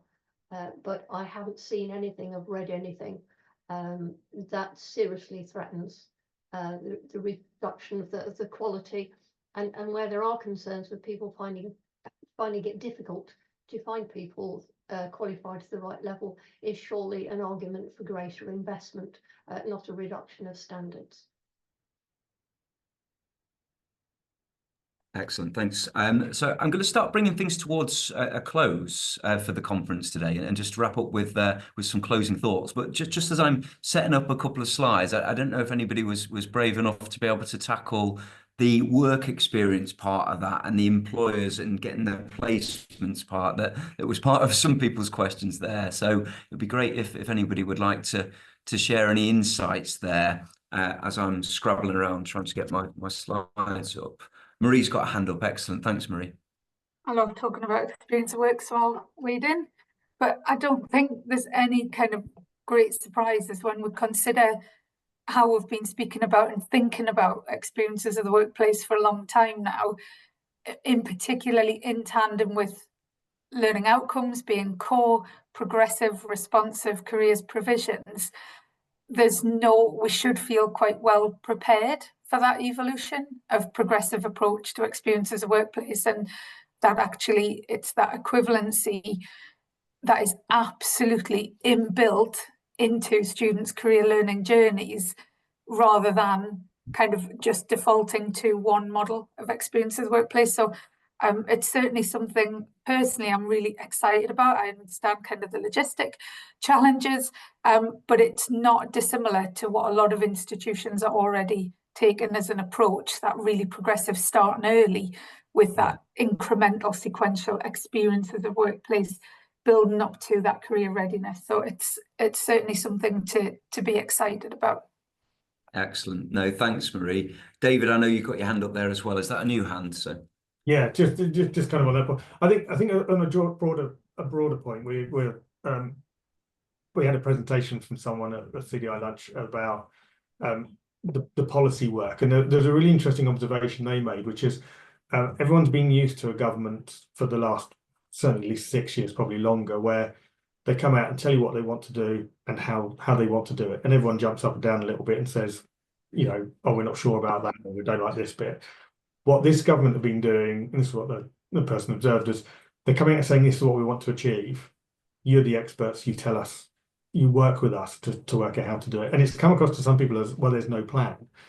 But actually, when you think about it, well, that's exactly what we want. And it's what we've been calling for. So with work experience, what I'm seeing, a bit like Marie just said, I'm really pleased with what they've come out with, because it's more flexible and it feels like a good balanced approach. How they're going to do it is the next bit. And from the behaviour we've seen so far, is that we would expect there to be some engagement and conversations to work out, well, what are the best ways, what's needed to do that, how do we make sure employers are involved. And there has been quite a bit of focus on employers need to play a role as well. It's not just down to the school or the college. So so we're pretty hopeful that what will come out will be quite positive. There will be challenges as always, but that overall will be pretty positive. Thanks, David. I think I'm going to come back to that comment in a moment, actually, because I think that's really, really important. Right. Well, thank you for all our speakers today. I thought you've all been absolutely incredible and insightful, and have really kind of like taken that theme of education is careers education and taken it onto that next level, bringing in different dimensions and perspectives. So I just want to spend a couple of moments just to kind of pull it back together really, and come back to where we started around, well, what does it mean and where can we go with that? So it's just really some thoughts from each of the sessions that I absorbed today. And I think the first part is change is here, AI. It is scary, and it's that notion that it will impact on us and certainly our learners kind of thing. And we can't really necessarily completely hide away from that. Learners need to be fully equipped with a full range of knowledge, skills, and attitudes to be truly career and future ready. And that was really coming through from Alex's talk. Moving on through to Marie's talk, a lot of this is about this notion that no careers leader is an island, and this is something that I've been banging on about for a long time. That it has to be a joint up approach. It has to be a strategic approach. It starts with a vision, with that strategic approach, the career learning journeys, and to make sure that we've got impact evaluation too. So that was great to see. And it sounds like there's going to be some more steer there from the Gatsby Foundation too, which will be welcome. And it's about making sure that we're utilising this full range of support that's available. So there are these new models that Marie's mentioned about with the internal leadership reviews, the career impact system, and the local hubs to be able to support that. You'll be getting a lot of information through that. So it's about embracing that and working within the systems that are already existing too, to be able to make sure that we're joining up with making sure the CDI framework's at the heart, making sure we're working towards the Quality and Careers Standard, which is strongly recommended too. Moving through to Ollie and Kelly's talk, what came through quite strong here is about, it's so much more than talking about jobs. It's learners at the heart of the curriculum, and its futures as the biggest cog of the curriculum. You know, not something that's supplementary, not something that's add-on or bolt-on. It's right at the heart. It's making sure that everything is meaningful. If it doesn't fit, change it, kind of thing, is what I learned from some of the things that Kelly was saying, especially around kind of like the READS program of a virtual work experience kind of thing.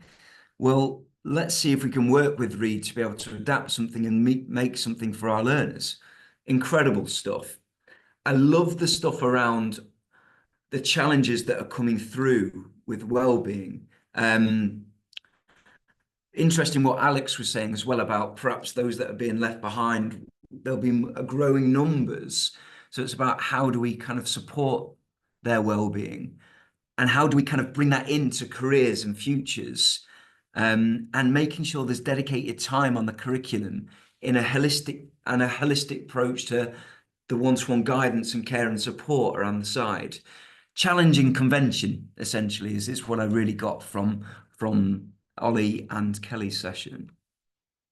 And moving through to David's and to Michelle's, is recognizing that there is a big skills gap, a skills challenge at the moment, and that career management skills are at the heart of that, to be able to better equip young people and adults to be able to help to fill those gaps.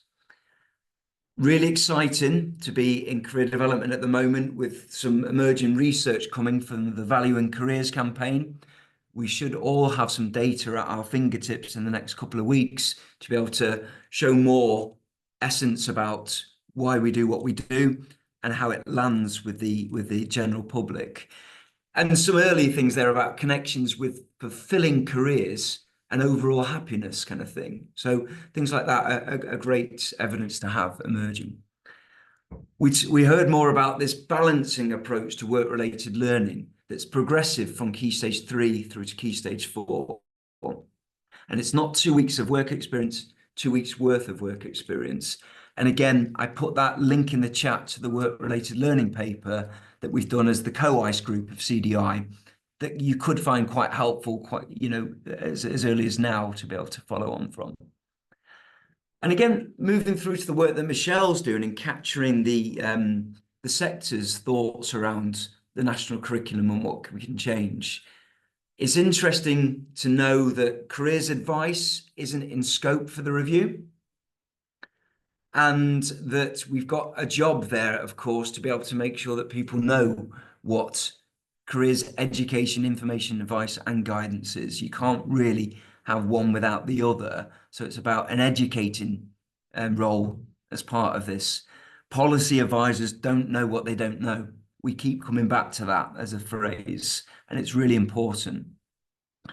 STEAM and STEM, really love that, bringing more about that social justice, that inclusion, the arts elements, and what that brings to the economy as well, kind of thing. And to reintroduce the statutory element of careers and work-related education. So finally, I just want to start back from revert back to where we started from, is that by the end of the session, we hoped that you'd have received an update on existing and emerging research and policy, looking at it from the lens of the learner and the career leader and practitioner. We'll have looked at some practical solutions to consider applying in your organisation, and would have considered what a full and broad curriculum of career learning could look like and how to champion it. And I think I just want to close really by adding a word, good, to education is careers education, because it might not be as we see it at the moment, but there's an opportunity here to be able to, keep championing, keep shouting, and keep recognizing that we need to do as much as we possibly can, because the education system isn't currently working for career development for young people, and it certainly won't be for the future that Alex has already painted this morning. So we've got to champion that, and we've got to champion for career development to be at the heart, and to help to try and make policymakers know a bit more about what they don't know. And I think it's about, therefore, as a closing thought, it's about using these policy and practice development to be able to not necessarily accept and conform, but critique practice, and focusing on the difference it makes to learners and their overall career planning capabilities.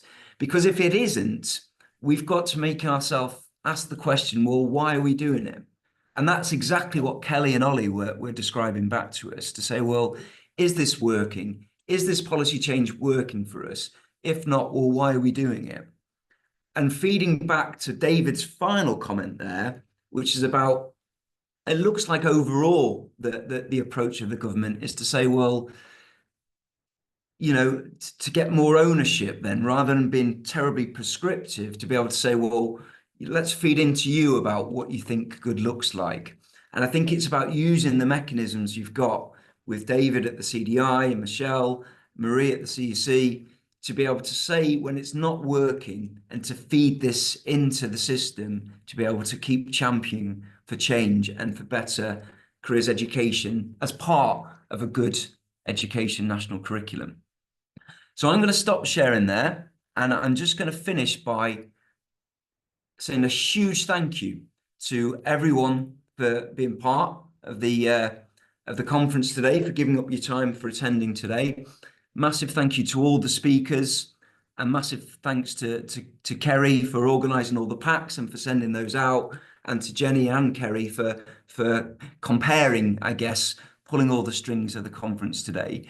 Remember, we're always here, for any help and support along the way. If you're finding it all a bit overwhelming, contact us, let us know. We can put on CPD, we can provide and share more contacts to some of the speakers as part of the network that we've created, kind of thing that you're all very much a part of. So we've taken up a lot of your time, and I won't give you a minute back because it's just turned on to 1 o'clock. So at this point, I'll close the conference officially, and I hope you enjoy the rest of your day, and I'll communicate to you all when we've got a bit of a commentary on the latest Gatsby benchmark report. Thank you ever so much, everyone, for joining us.